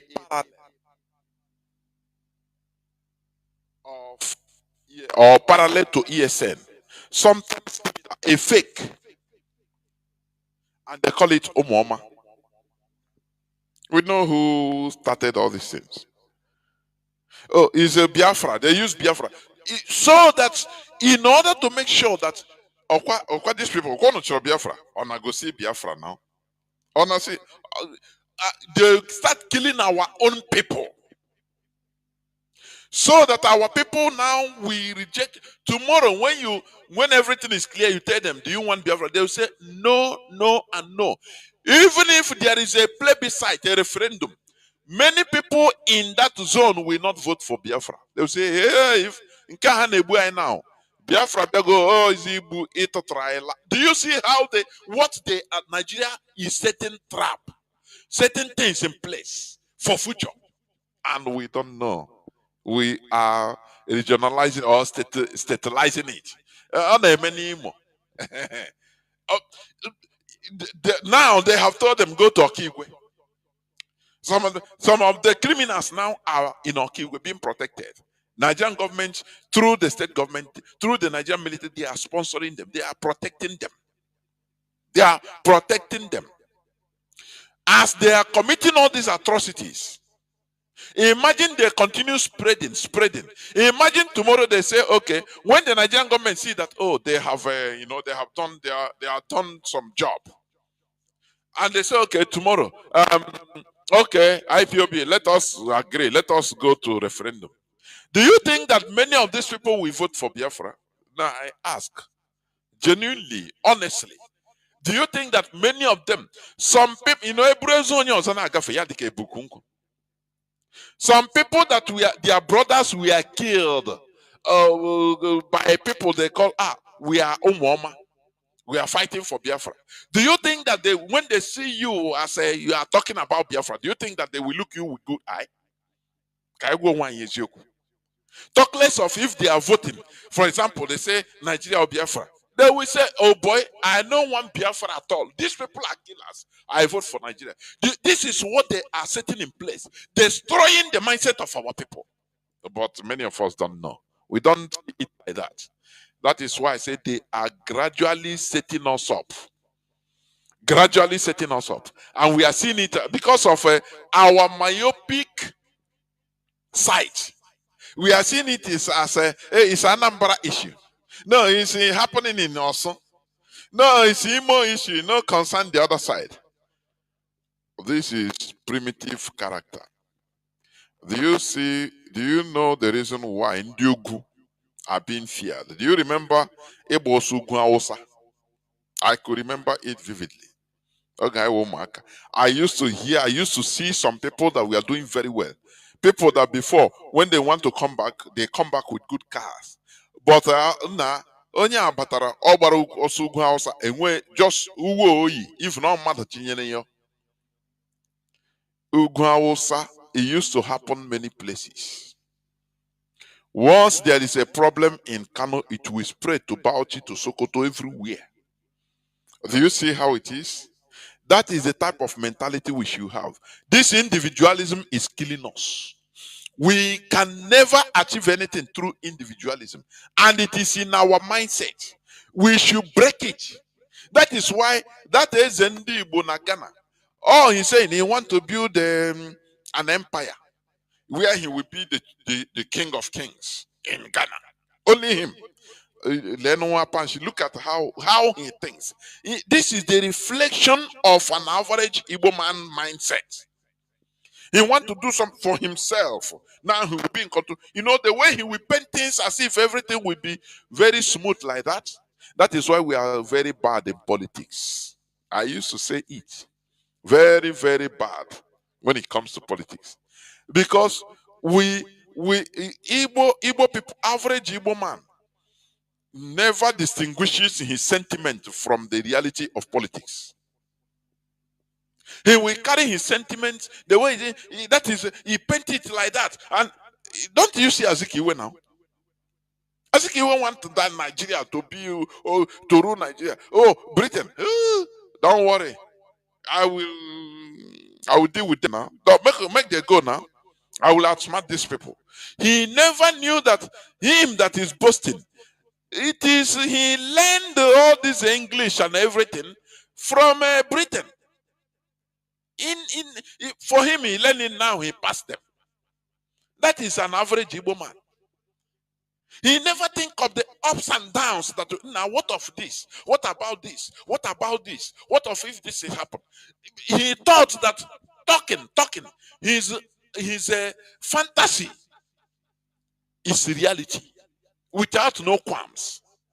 Do you see the problem we are having? It is the mentality, the way we reason. We fantasize our fantasies, we take it as to be reality. And when you start verbalizing it will, without even action, problems will start. As in Bonagana, I'll go 250 acres of land. That is where he will build the Igbo village. bring you woman and become the ruler. He never think about the political setbacks. He never think about what of my enemies, they will misinterpret this thing. Why not I do this thing quietly? They say Lebanese used to buy even more acres of land there quietly. They put it as area estate, developing area estate. But indirectly, they are bringing their. No, he want to verbalize it so that I said it, I did it. That is an average Igbo man. Oh, Zik of Africa. Nah, you started Nigeria and you ruled Nigeria. Nah, now on top you there. Nah, you be the Zik of the world. This is very, very childish way of thinking. It's a problem. You don't think that, look, there will be opposition in this way. Some people will put stud. Some people will misinterpret it in order to bring what I'm doing down through this way. So that, now you reduce your verbal, your way of talking. You reduce it. You become more diplomatic. No, Igbo man don't want. Oh no, oh yeah. Who can challenge me? Before you know it, he flop. He became an empty shell. Empty shell. Britain told him that you are nothing. Yeah, what I hear, bro. He started begging. He begged for a brass. For a brass medal to be given to him. They said, no, this one is too much. We can give you ask for 2 limousines. We can give you 4 limousines. Don't worry, no problem. But to give you honor. Do you know that Azikiwe was never given honor, lordship honor in Britain? Whereas Ahmad Bello was given a medal, honor. The higher, when you hear Sir Ahmad Bello, do you think he's that size for something? He's a lord. He was given the lordship honor or title in Britain, notwithstanding that he's a Muslim. Ahmad Bello, that is it. Zik that knows nothing. Did you hear they call him Sir Azikiwe? No, he's Nnamdi Azikiwe, Dr. Nnamdi Azikiwe. They say good doctor. So they manipulated him. When you think that you know too much, my man, watch yourself. You don't know nothing. That is why a seeker of knowledge is always hesitant, even doubting himself sometimes. For your information, a seeker of knowledge, every time I presume I know not to know. Because you are always doubting yourself, even your statement, whether it's correct, whether what I say is true or is correct. I beg, did I make mistake? You must be self-examining yourself all the time. Because you don't want to fail. But he who knows everything, if you want to know people that knows everything, meet a religious people. Hey, they have solution for you from every problem. They have solution. Job 5:6. He said this. He have given you solution. Sharp. So when you tell him another problem, he quote for you John chapter 4:18. Or sharp. Or he explained it to you that. So he have a solution. He knows everything. That is why if you see a religious person, run no.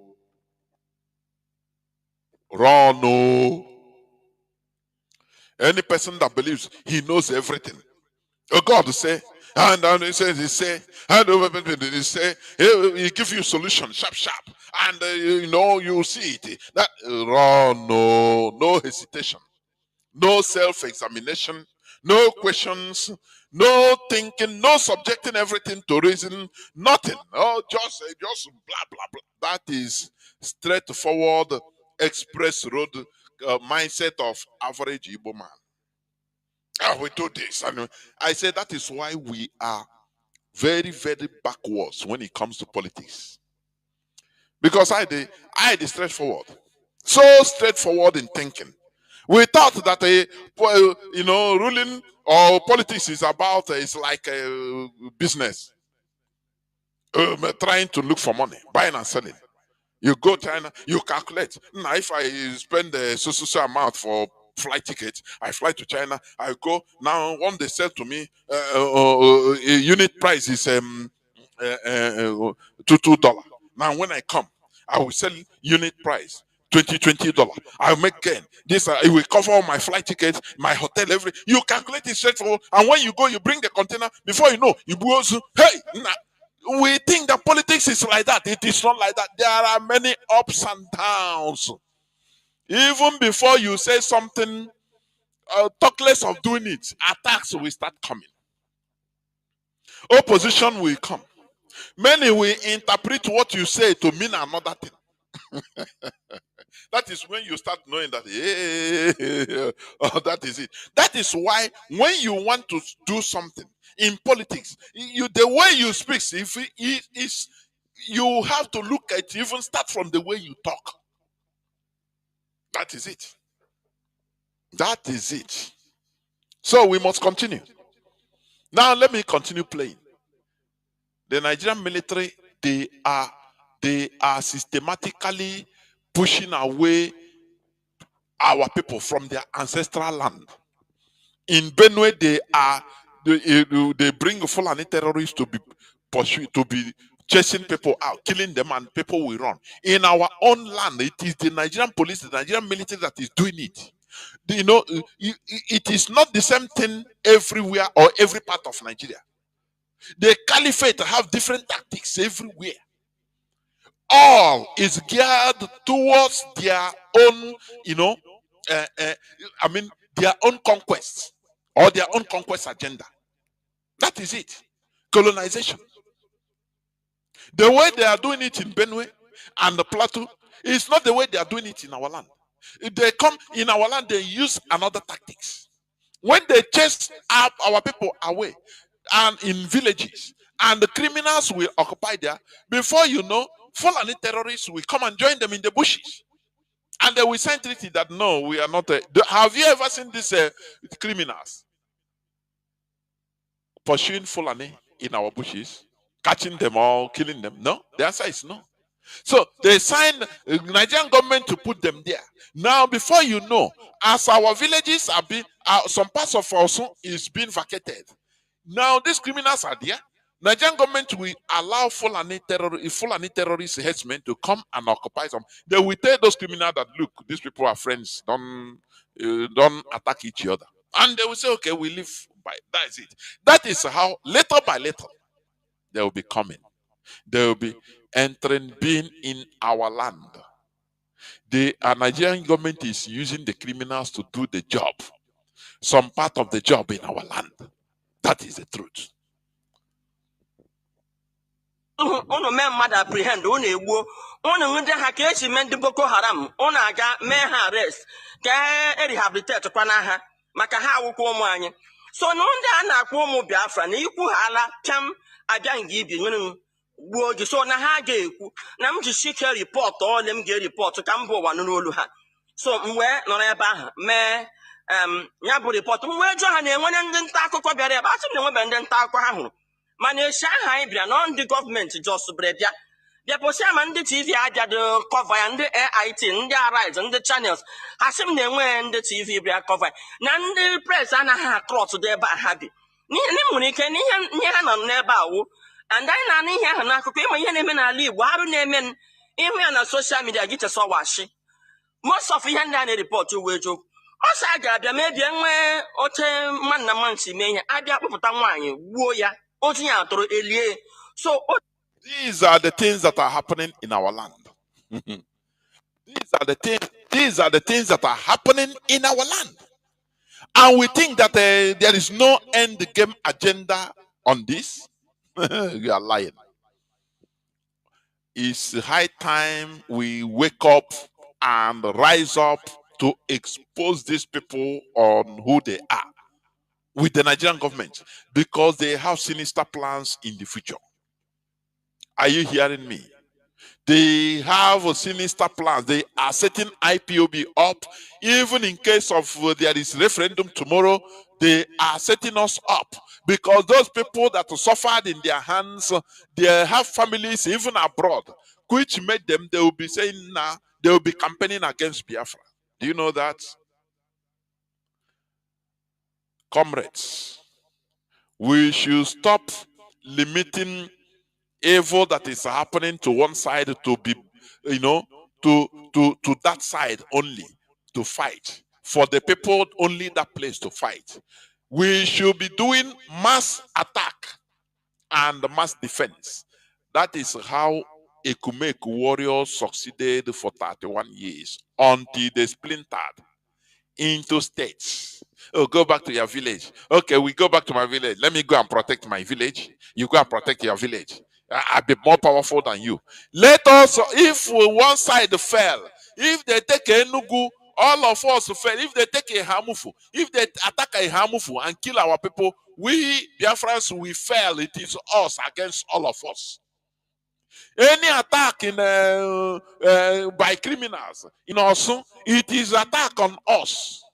So those statements against Ndibo is not about only Anambra. Leave it for Anambra. If Anambra, you people, no, it is attack against all of us. Once we start seeing things like this, I am telling you, it is a sign of mental advancement and maturity. And it will be sending a very big message to the Nigerian government that these people are awakened. This is where I'm going to stop. I will go into a few minutes break so that when I come back, I will open the lines and the people can start calling in. Please do not go away. I'll be right back. Let me continue playing this clip until I come back. Do not go away.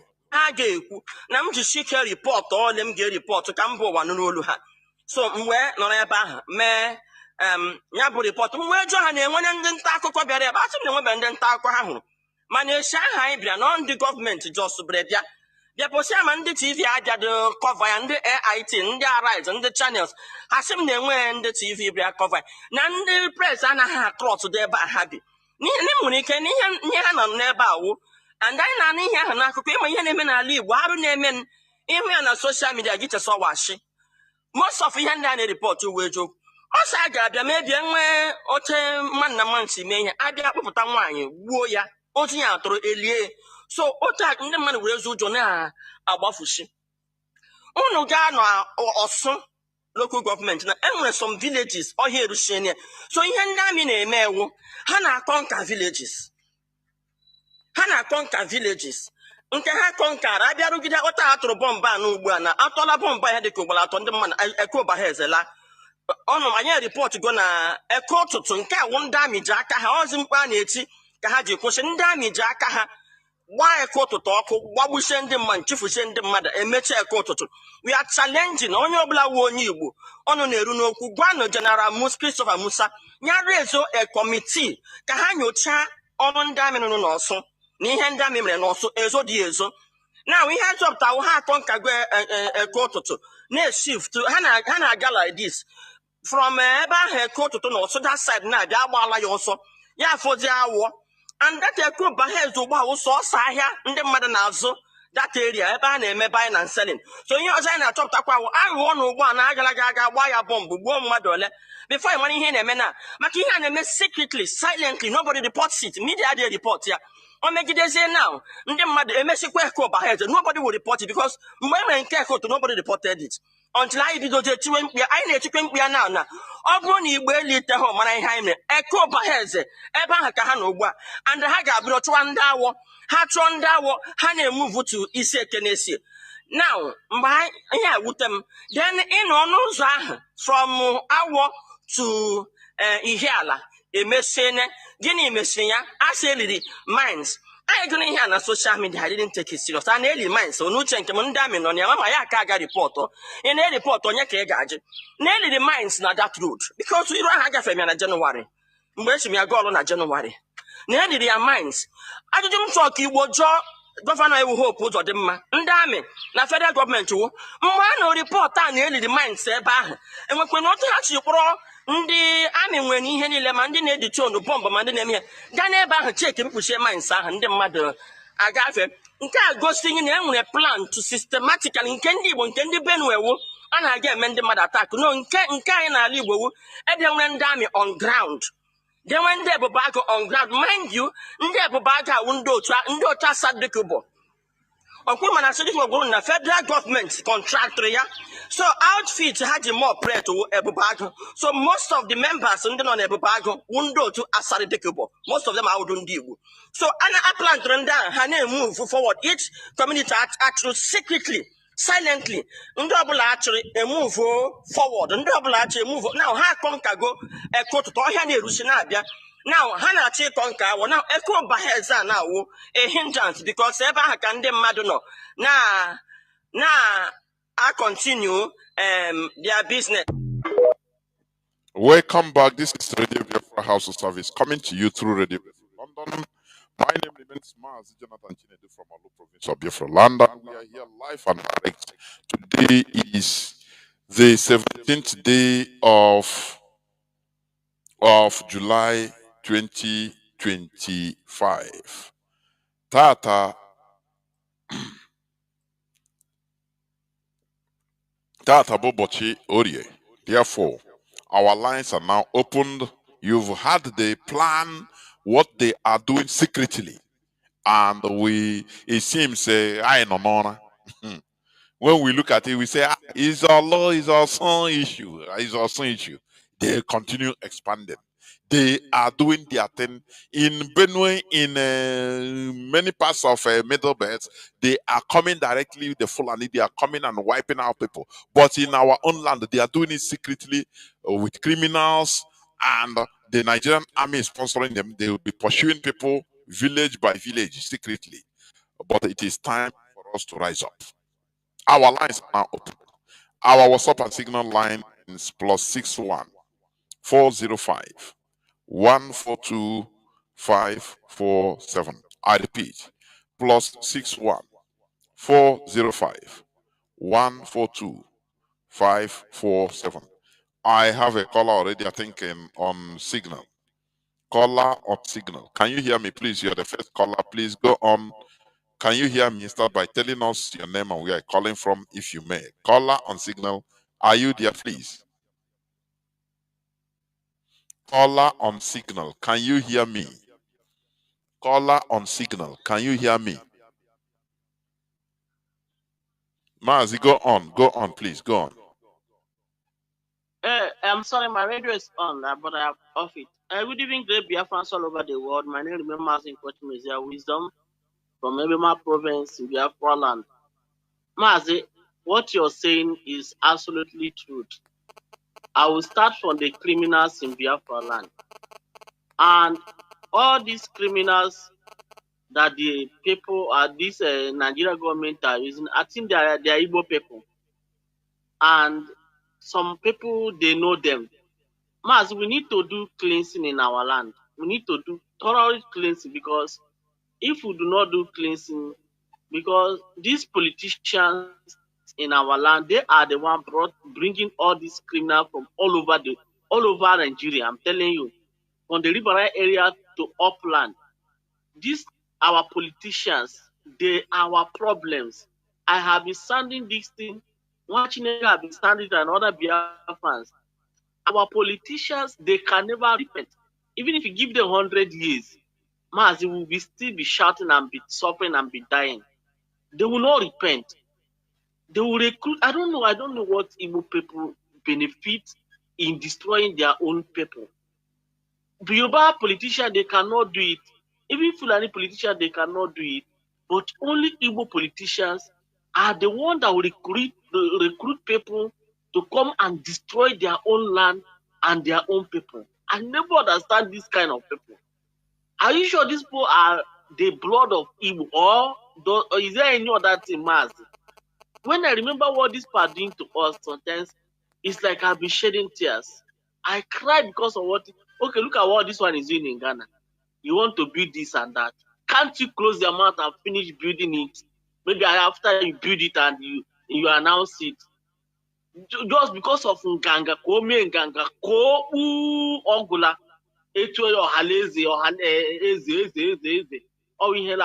no. So Maz is troublesome. What our politicians and what our people are doing is very, very terrible. is very, very terrible that it's time we need to do something about it. Because if we do not do anything, we are not going anywhere. And another thing, like what you're talking about protest, if I know that if you allow Igbo people to organize a protest on their own, they will not. So I'll plead to IPOB leadership, if they can, organize it, like this thing that the useless idiot in Anambra government house said, Solo Fulani, if we can organize protests against that man, and we organize it in the whole Biafra, because we IPOB, we are all over Biafra land. We organize it or the whole Biafra land, because nobody will do it for us. We are the one that will do the protest ourselves. We are organize it, mass, please, so that at least that's Solo Fulani. But during the campaign, anybody that will attend Soludo's campaign, Chineke that oil your generation. If Soludo call you a terrorist and tomorrow you wake up to go to his campaign, that number, you should hear me this night. If any of you will go to Soludo's campaign, Chineke got any of you that will go to his campaign, no, because he said he called all of you that we are the one killing ourselves. Why? He knows that Fulani are the one killing us. He knows. So, Mazi, please, we should do something. We should do something, because mostly our politicians, both the ones at home and those abroad, they can do anything because of money. They can do anything because of money. People should do something. And please, I want to plead to our brothers and sisters, mostly in Accra, as our national coordinator have directed. Please, coming this Saturday, if their protest will still, because they have been waiting for government to say something. And today, government have released a press release. If they can hearken onto the press release of their government, but if they do not, please, at least Saturday, more money anywhere, all money only man. At least one day market. If you can skip one day market and watch what will happen, because to me, what is happening in Ghana is fueled by Yorubas and other tribes that hated us. They are the one fueling it. So I want to urge every Biafrans in Ghana and every Igbo people in Ghana, if people can hearken our voice, at least Saturday, we should be mindful, at least Seko, Accra, and the other parts. Mazi, can I ask you? You are calling the areas that they will do that Mazi. protest. We should, if don't open your business, let's watch what they will do on that Saturday. Mazi, I don't know. Are you hearing me? Can I ask you before you go? You are calling from Ghana, please. What is happening really there? What is happening? Mazi, what is happening is because of these so-called chooks, the so-called Ohaleze Ndigbo here in Ghana. But according to him, he said that the video they brought out now, that was the video he did 2013. But because of, his CRG is coming up on September. So his enemy brought that video out to use it against. And our Igbo people, Amaho, that if they want to do anything against their brother, that in the other way hand, that will also affect them. So they brought the video out to use it to castigate the man. So they thought that it will affect only the man only. But now it's affecting all Igbo people in Ghana. That is just the problem. And the people that is spreading all these things that is happening now is our enemies, the Yoruba people, is them. Because we always were on TikTok countering all the answers. We know they will answer Igbo to come and write rubbish. They are the ones fueling it, Yorubas. For Ghanaians to rise up against us, they call us all sorts of. That's what I'm saying. If Yoruba will be hated, we hate Igbo to this extent. Why can't you people allow us to have our own country? So that we will have our country, and see if the crime you people are leveling against we Biafra will continue in our own Biafra. If we people will say that we are this and that, let us have Biafra and let us go and kill ourselves there. They will call us kidnapper, they will call us this, they will call us that. But the world know that even Yorubas are the ones killing themselves and eating themselves, selling themselves part by part. So, Mark, that's what is happening in Ghana here. That's what is happening. Mazi. in Ghana, we should be careful on Saturday. That is just the thing. May God bless you, sir. Thank you very much, sir. There were. Thank you. Do you see? Like what he said? This is something. It's just the something I was saying. The lack of political know-how. Okay, he said the video the man made 2013. When he was making that video, he never considered that some enemy can use this video against me, so know how you speak. They can interpret your good intentions to bad. So know how you can even speak purely on business levels without calling Igbo or you are race on top of it. But you have something in mind. You see that? That is different. That is the thing. If he's saying, okay, I bought a land, I want to start a real estate development to even contribute in developing Ghana. When the Fulani are coming to our land, it's what they say. They bring out that it is livestock ranching. Do they tell you that they are coming for Ruga? No. They name it nice names so that it will be palatable. This is politics. But he knows what he's doing. Normally, he should know what that is immaturity. I build this, I'm doing this, I will do it for Igbo people so that if a president who is an Igbo man, everything is Igbo. Now, you don't know that there are people that will use it against you, that you are an ethnic bigot. You don't know that. You are living in foreign land. Now it can turn against the Igbo people. That is, when we are doing something, let us, be mindful of the way we bring it out, what we say. That is why I love the leadership now. They change tactics. You don't know what they want to do until they do it. That is it. Because enemies are bound. People that can even purposely misinterpret your good intentions into bad thing, they're there. So you should calculate anything you are saying. That is it. Because we are not in a world of bed of roses. There are many hiccups in this world. That is one thing Igbo man does not understand. He thought that thing inside his head, the way he think it is the way it will go. It will go.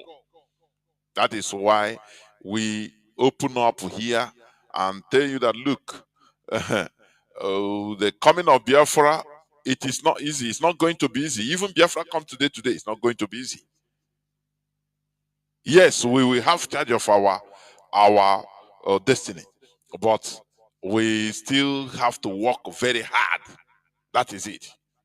Caller on WhatsApp, can you hear me? Please go on. Caller on WhatsApp, are you there?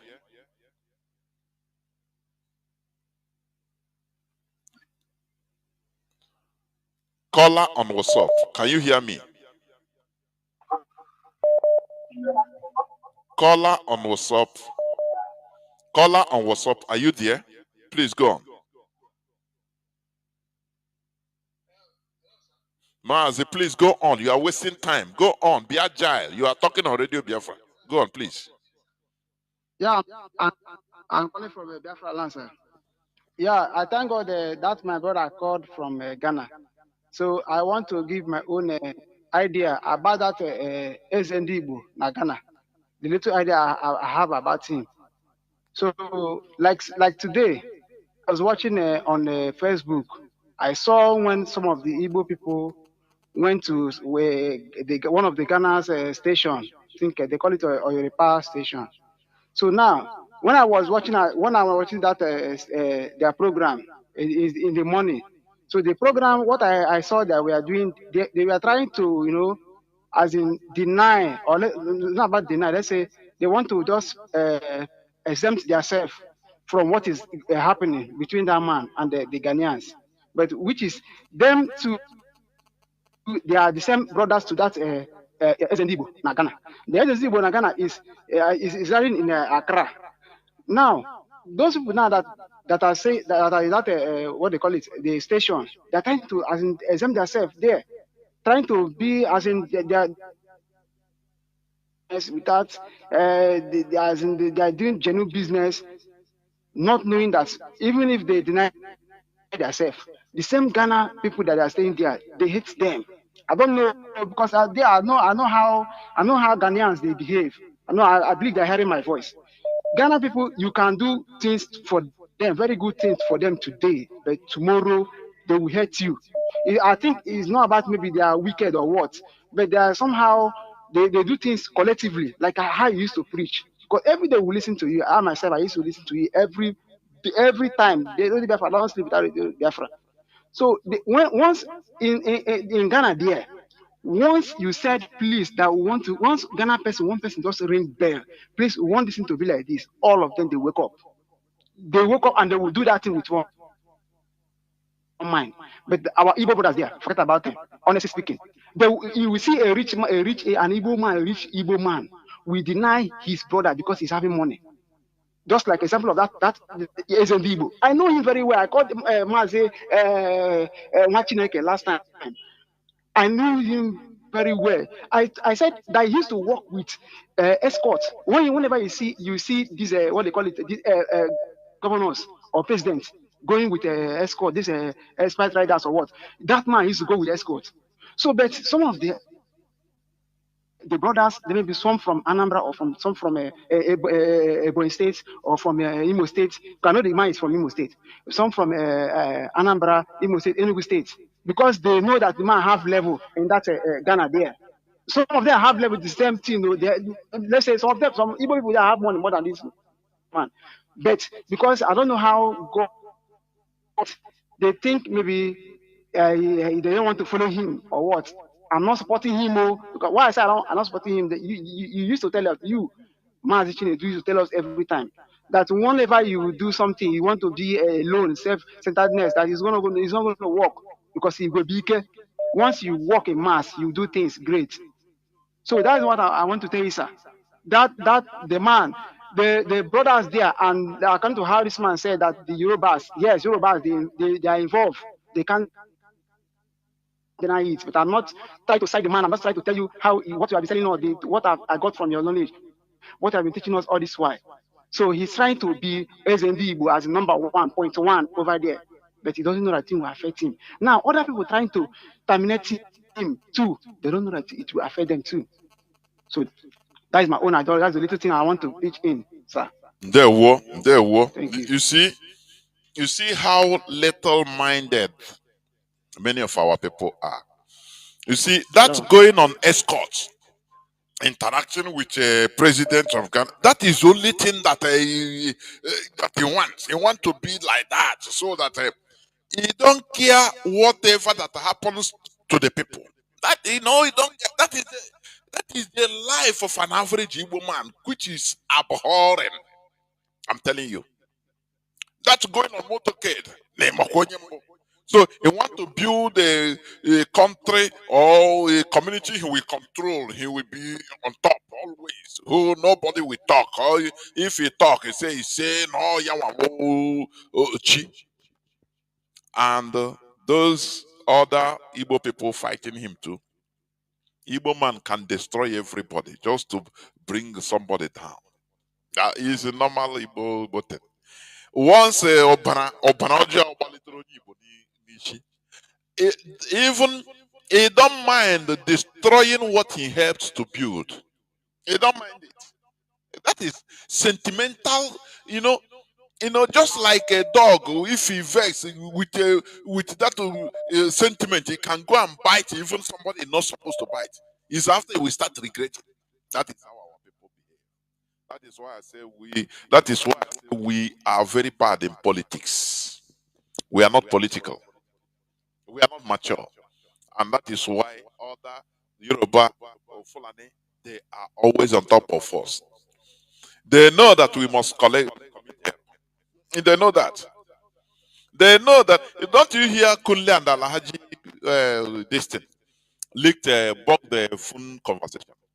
Alhaji told him that I have Igbo friends. If you don't have Igbo friends, you are gone. You are demolished forever. You follow Igbo man, he must vomit something that will help your life. Do you hear that? He must vomit without him knowing it. Because the time he want to brag, he will tell you something now. Ị ga-ahụ people nọrọ na one country na-eme business quietly. But ndị Igbo batata ha, hey, onye ọbụla ga-amanụ ihe a na-eme. Before you know, the thing will backfire on everybody. That is how Igbo people behave. And that is immaturity. Caller on signal, please. Mazi Chris, I think you are. Can you hear me, Mazi Chris? Yeah. There, Mazi. Welcome to the program. Please go on. There. That's it's daily basis issues. As a human being, on daily basis, issues rise. This one happening in Ghana should not be the end. Next week or next month or 5 months to come, another one will develop. I have already seen someone in Cote d'Ivoire again, as indeed. Let me say something before I proceed with the major thing that make me to make this call this evening, Mazi. The purpose of building or buying that 250 acres of land in Ghana has no significant impact to the people. Again, to Yoko, one has been the governors or president ga-abịa lodge. Ka mental colony here. Is to promote his ego. Ndị na-achị ala Igbo na-ezu ego niile ebufushi ele ha ebe ha ga-abịa lodge free na Ghana kpa. Mazi is to increase his ego that he is hosting the president, he is hosting the governor. Nothing more. That is ego to increase. So that when you see him, you bow. After God and you. That's the only thing, nothing more. Mazi, go on, please. Ma all these people who now eze ndị Igbo nka ha nwere followers ka ha nwere group ha na-achị ka nwere people ha na-eme organize. If this man cannot even present 100 people na Ghana or 100 people okwusi ha bịa less more na na-eme occasion ebe a na-aṅụ mmanya oji onye ọbụla bịa ịma na people ga-anọ there. Without that, anyị na-agwa ihe m na-ekwu akarata mfụ n'ime ndị Igbo. This man cannot be able to organize more than 100 people, even 50 people. Or when I was in Ghana, 50 people, 50 people for political discussion or how things will be okay, how they put things okay in our land. He will not get more than 50 people. Unless, in other words, maybe he called for occasion where they are then more than 1,000 people can appear. Look at what they are doing in London now. London and Ireland, just Igbo Day. I commend them anyway, somehow, because at least they use the opportunity to bring our people who maybe then as Uche Chukuna one Hassan Igbo. At least that one is the only thing that I saw good, very tangible inside that move. But you look the population that come out, the one woman I watched the video last. A woman said that he never believed that Igbo people are living in this country at this large number. And this woman said that she's been there for 20-something years. He's tired. It's about 96 years now. He said she is want to go back home. But the problem he has that all of his sons and people are here. So, Mazi, let me come for my purpose of calling. I have seen that from the way I have seen things in Igbo land, honestly, it's very, very disgusting. Do you know that Igbo people are very, very unorganizable? We are not organized. Zero organized. And we cannot be able to organize. The only institution, the only people we have now that can organize people is IPOB. Go to me any place you see me, no another group. Unless it whatever if needed in the Gabia, if Boragi in a mania, anybody had to I've seen such a thing in many occasions. Boragi, you know, that you are doing something, you don't even invite me. So, but when you call them for things that matters or a future something, that can come tomorrow. We cannot organize them. So I am begging the leadership. We have become the mouthpiece of the Igbo or Biafrans general all over the world. In such occasion, I will try to raise at least either open letter by the IPOB or we write letter direct to the government of the state, of the place, just like an issue of Ghana now. We write a letter to them and explain things genuinely, how things will, so that all this action of that man cannot affect ordinary Igbo man doing his own business. Because he has no purpose of doing what he's doing, except ego. Except that ego inside him, he wants to become, just going with escort. Why are you going with escort in Ghana? Just ordinary chief. Chief, untitled chief, that they come to a place, nobody knows you as chief. You are not, you don't have any village you are ruling. Your father is not chief, as Nnamdi. That is why our forefathers, they made provision for you to wear red cap. You must come to a certain level before you wear red cap. Red cap has become a uniform now. Anybody, wear bead, you get red cap. You are a chief. High chief, low chief, high chief, low chief. That is what I'm hearing. I'm here to make a Igbo. Every platform you go, you see them talking rubbish. Most of them talking rubbish. How do we organize these people? Bring them together so that we work for something that will benefit even now and the future. Nobody think about the killing in Alibo. No, they are not organized. Even to ordinary protest, they can't organize themselves and do protest. The only people that were able to organize themselves and hold any protest inside IPOB. Nobody. If IPOB want to protest now, even from here, about Lagos, everywhere, they will. But Igbo people cannot even organize themselves for 1 hour. But to stay just something on social media, if they came in. They came in. Even though some of them that has platform, even they talk better things on that platform. All saga, political issue, condemn things that it can be condemned. No, they can't do it. Saga can haba. He falls from nowhere. Somebody like Matthias Ezra, somebody wake up from nowhere and attack him without any reason, without having any proof of what he's saying. So my point of calling, my dear brother, is that I have seen that the only move we have, the only government we have now is the government of IPOB. Let me put it like that. The IPOB is our government. All the whole government with those leaders in Alibo, they are stooge. They have no ambition. They have no any project. They don't have anything for Igbo. Or they go, they condemn Igbo. We have seen the one that the useless idiot to call himself Professor Chukuma Soludo. What he went to America and they vomit nonsense. They are giving. When you talk down on your people like this, such a thing happen in Ghana is what will happen. Because they know you have nobody.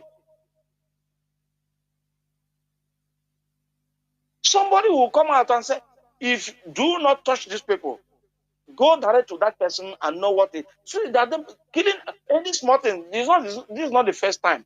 In Côte d'Ivoire, in other places, small thing they attack in the Igbo.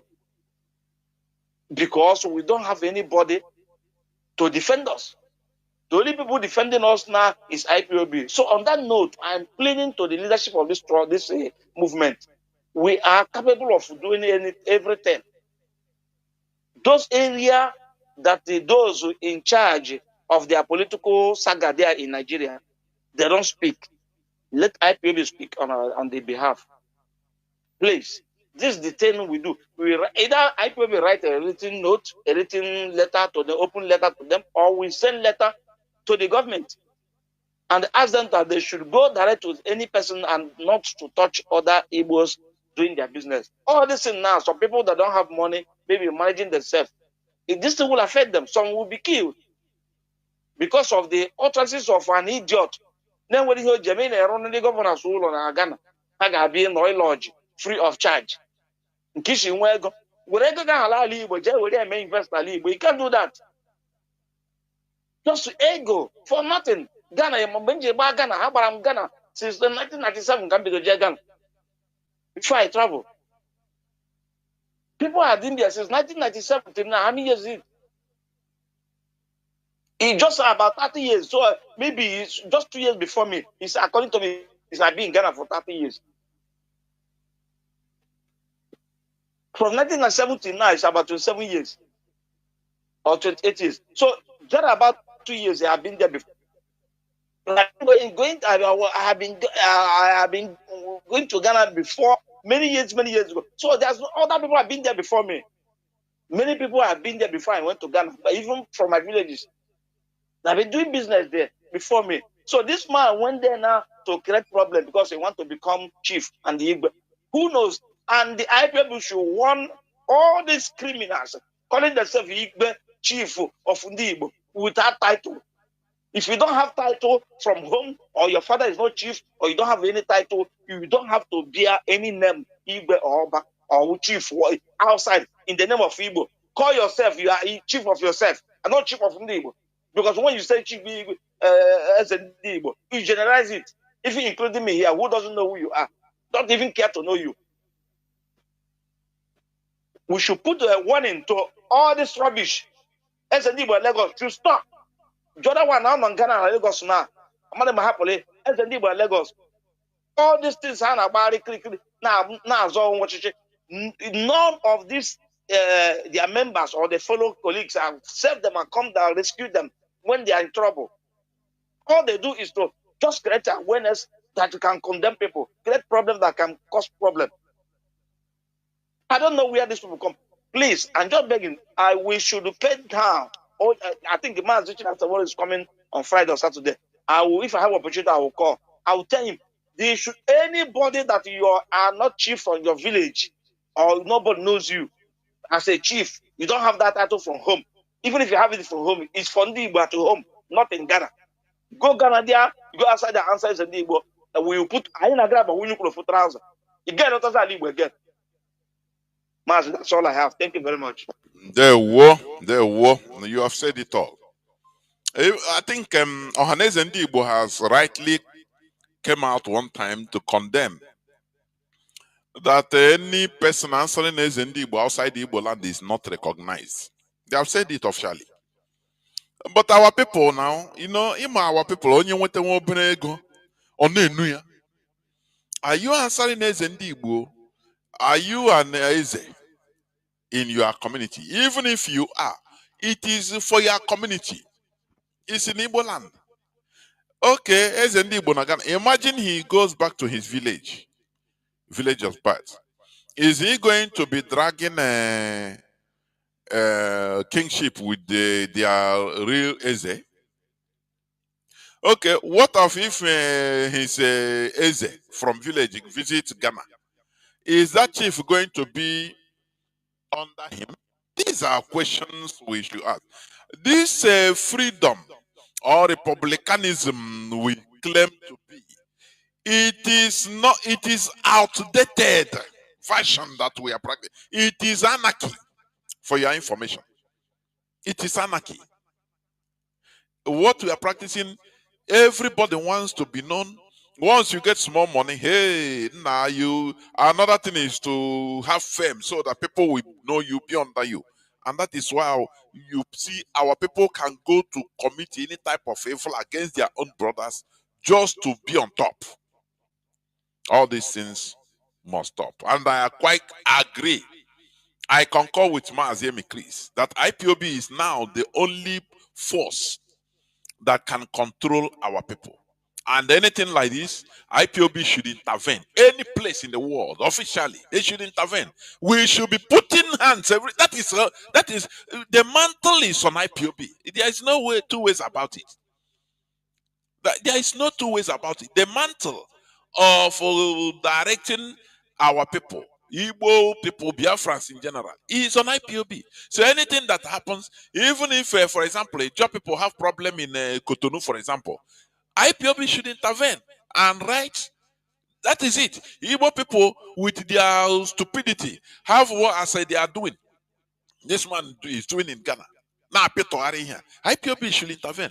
Because the people that will be suffer is ordinary people. That is it. Caller on WhatsApp, please go on. Caller on WhatsApp, thank you for holding on. Can you hear me? Caller on WhatsApp. Whether you are not hearing me, caller on WhatsApp, can you hear me? Please go on. Caller on WhatsApp, I don't know. Why are you? Caller on WhatsApp, please, can you hear me? Please go on, and make it fast, please. Make it brief. And shoot. My name is Sheshko, and I come from Aba province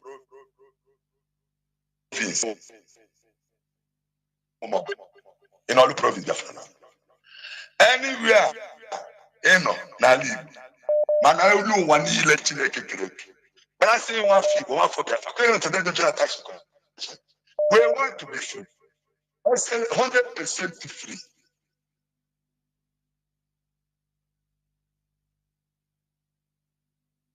Land. Okay, this wonderful God. We created everything. Give us this freedom. But we are all human beings, so different from other people. And people are not alike. Okay, church can tell that I want to be free. That's why he's here teaching us. I know okay, church can want to be free. Nagana, SND when Japan. One will people be more salute all of you. My past governors, Moses or Kanu. Only the kind of Emma, I don't Nigeria politics. Nigeria can't ever pretend. MS IPOP hardcore. Don't you think? Let us watch the Supreme Court, their justice tomorrow. So that we know if the judge is a human being or nothing. Tomorrow. And we go know if United Nations on this earth as a peacekeeping organization, whether they be fake or real. And the American government, all the whole country on this earth. Not tomorrow. Now, Jonathan, I don't when you I am with the police now. Okay, we have excellent way of our life, peacefully. When they be what? When they so don't ask yourself question when you carry English name. Don't ask yourself it. And the God they worship isn't the God that your ancestors worship. And if you don't say the father, the bishop, the pastor, we know if truly your people are the children of Jesus Christ or the children of Satan. Injustice to one is injustice to all. Ometo shall release the son of the Most High in the person of that and the Kanu tomorrow. And then the Jonathan, $100 billion from Nigerian government directed to bring. All I hear, Tara. All my work goes on. I tell you, Jonathan, okay, I didn't know I'm not poem. My cabin, and let's wrote 80 p.m. Every rural road in this community were built. $500 billion. Yeah, contract. Every rural road on this okay face PM bring that ticket doesn't know about. Now, go put a cat. I only believe that she go make sure come to take about it. And I'm a joke. Okay, but they look at the crop. Oh wait. Get one phone over. One age. Onye ibe. Onye black. There, woman. There, well, thank you very much. Caller on signal. Please go on. Can you hear me? There, Mazi. Welcome to the program. Yes, my name is Mazi Johnathan Chinedu. and I am calling right from the coastal region of Biafra and Akwa Ibom precisely. Mazi, let me swiftly go to the case of our leader. I want as many of us who are active and alive on this program and live on this program to know that our leader's case comes up tomorrow. What is to be done tomorrow is just a simple thing. Written addresses and adoption of written addresses, and the judge will adjourn for judgment. But we must not be carried by emotion or sentiment, because the zoo is evil. We must keep our eyes on the ball. We must continue our exposition, because this judge Akokoya Deruma. So we must keep our eyes open and match him head on. Another one is the issue of SND. Mazi, this thing is a very, very great insult on the Igbo as a race. The reason I said this, if I might recall, some time ago, was it year 2019 or 2020, one so-called SND Igbo in Akure who refused to bow before the Deji of Akure. And the Mazi, do you see where a king bows to a king? It doesn't happen. But to tell you that these people are not tasty to any Igbo.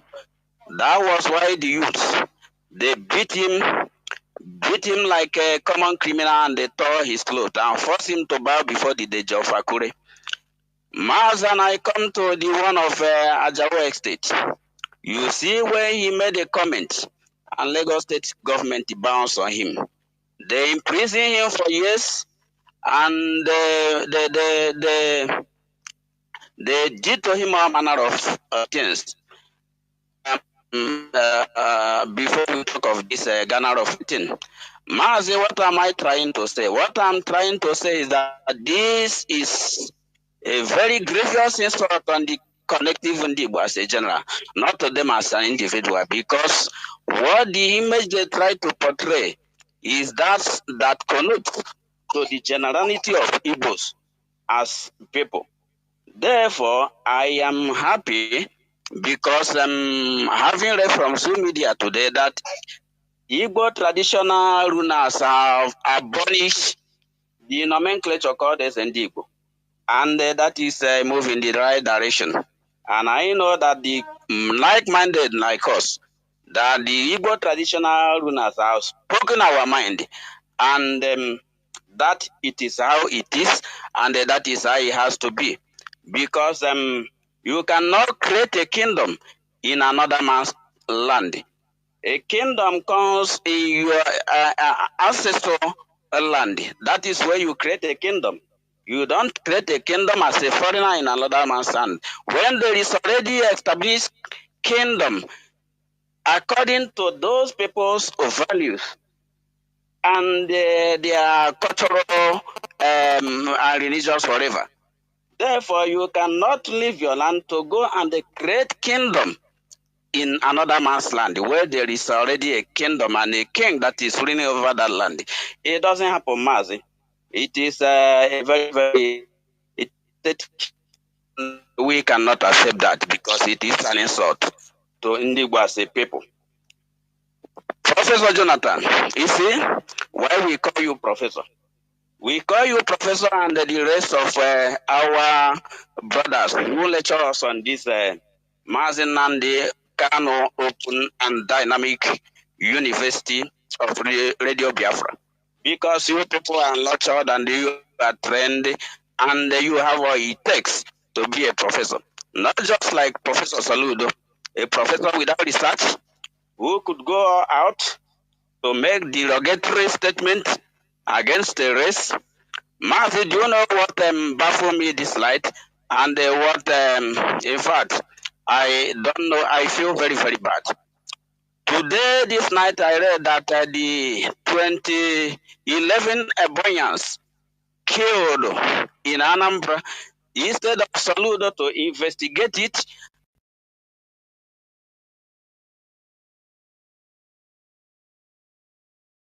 what happened to this, our brothers that was killed Sanudo are resorted to paying 20,000 naira to each of the families. What an insult. Mazi, professor is just a title in this book. Even a professor that ran election for Akpabio was convicted. And do you know what happened? He was convicted in the High Court and then later convicted in the Appeal Court of Audit. But Mazi, do you know what happened? What happened was that before the Appeal Court decision, the Zoro federal government have sent that man abroad to go and hide. And that man now is serving his jail term in abroad because the prison warders cannot lay hand on him again. He's a professor. Sanudo is a professor. Mazi, you can see that even Mahmoud is a professor. So you can imagine the kind of professorship that the Zulus are producing. And that is why professor is just a mere ordinary title. We cannot begin to look at or equate somebody because you call him professor. We cannot begin to assess him based on his intellectual capacity or whatever. So, Professor Jonathan, I think that we have come to stay, and the quest for Biafra is a connective quest that we must have to tell our people the reason why this fight must be sustained, such that our race, our generation, our nation shall be permanently established to also compete with the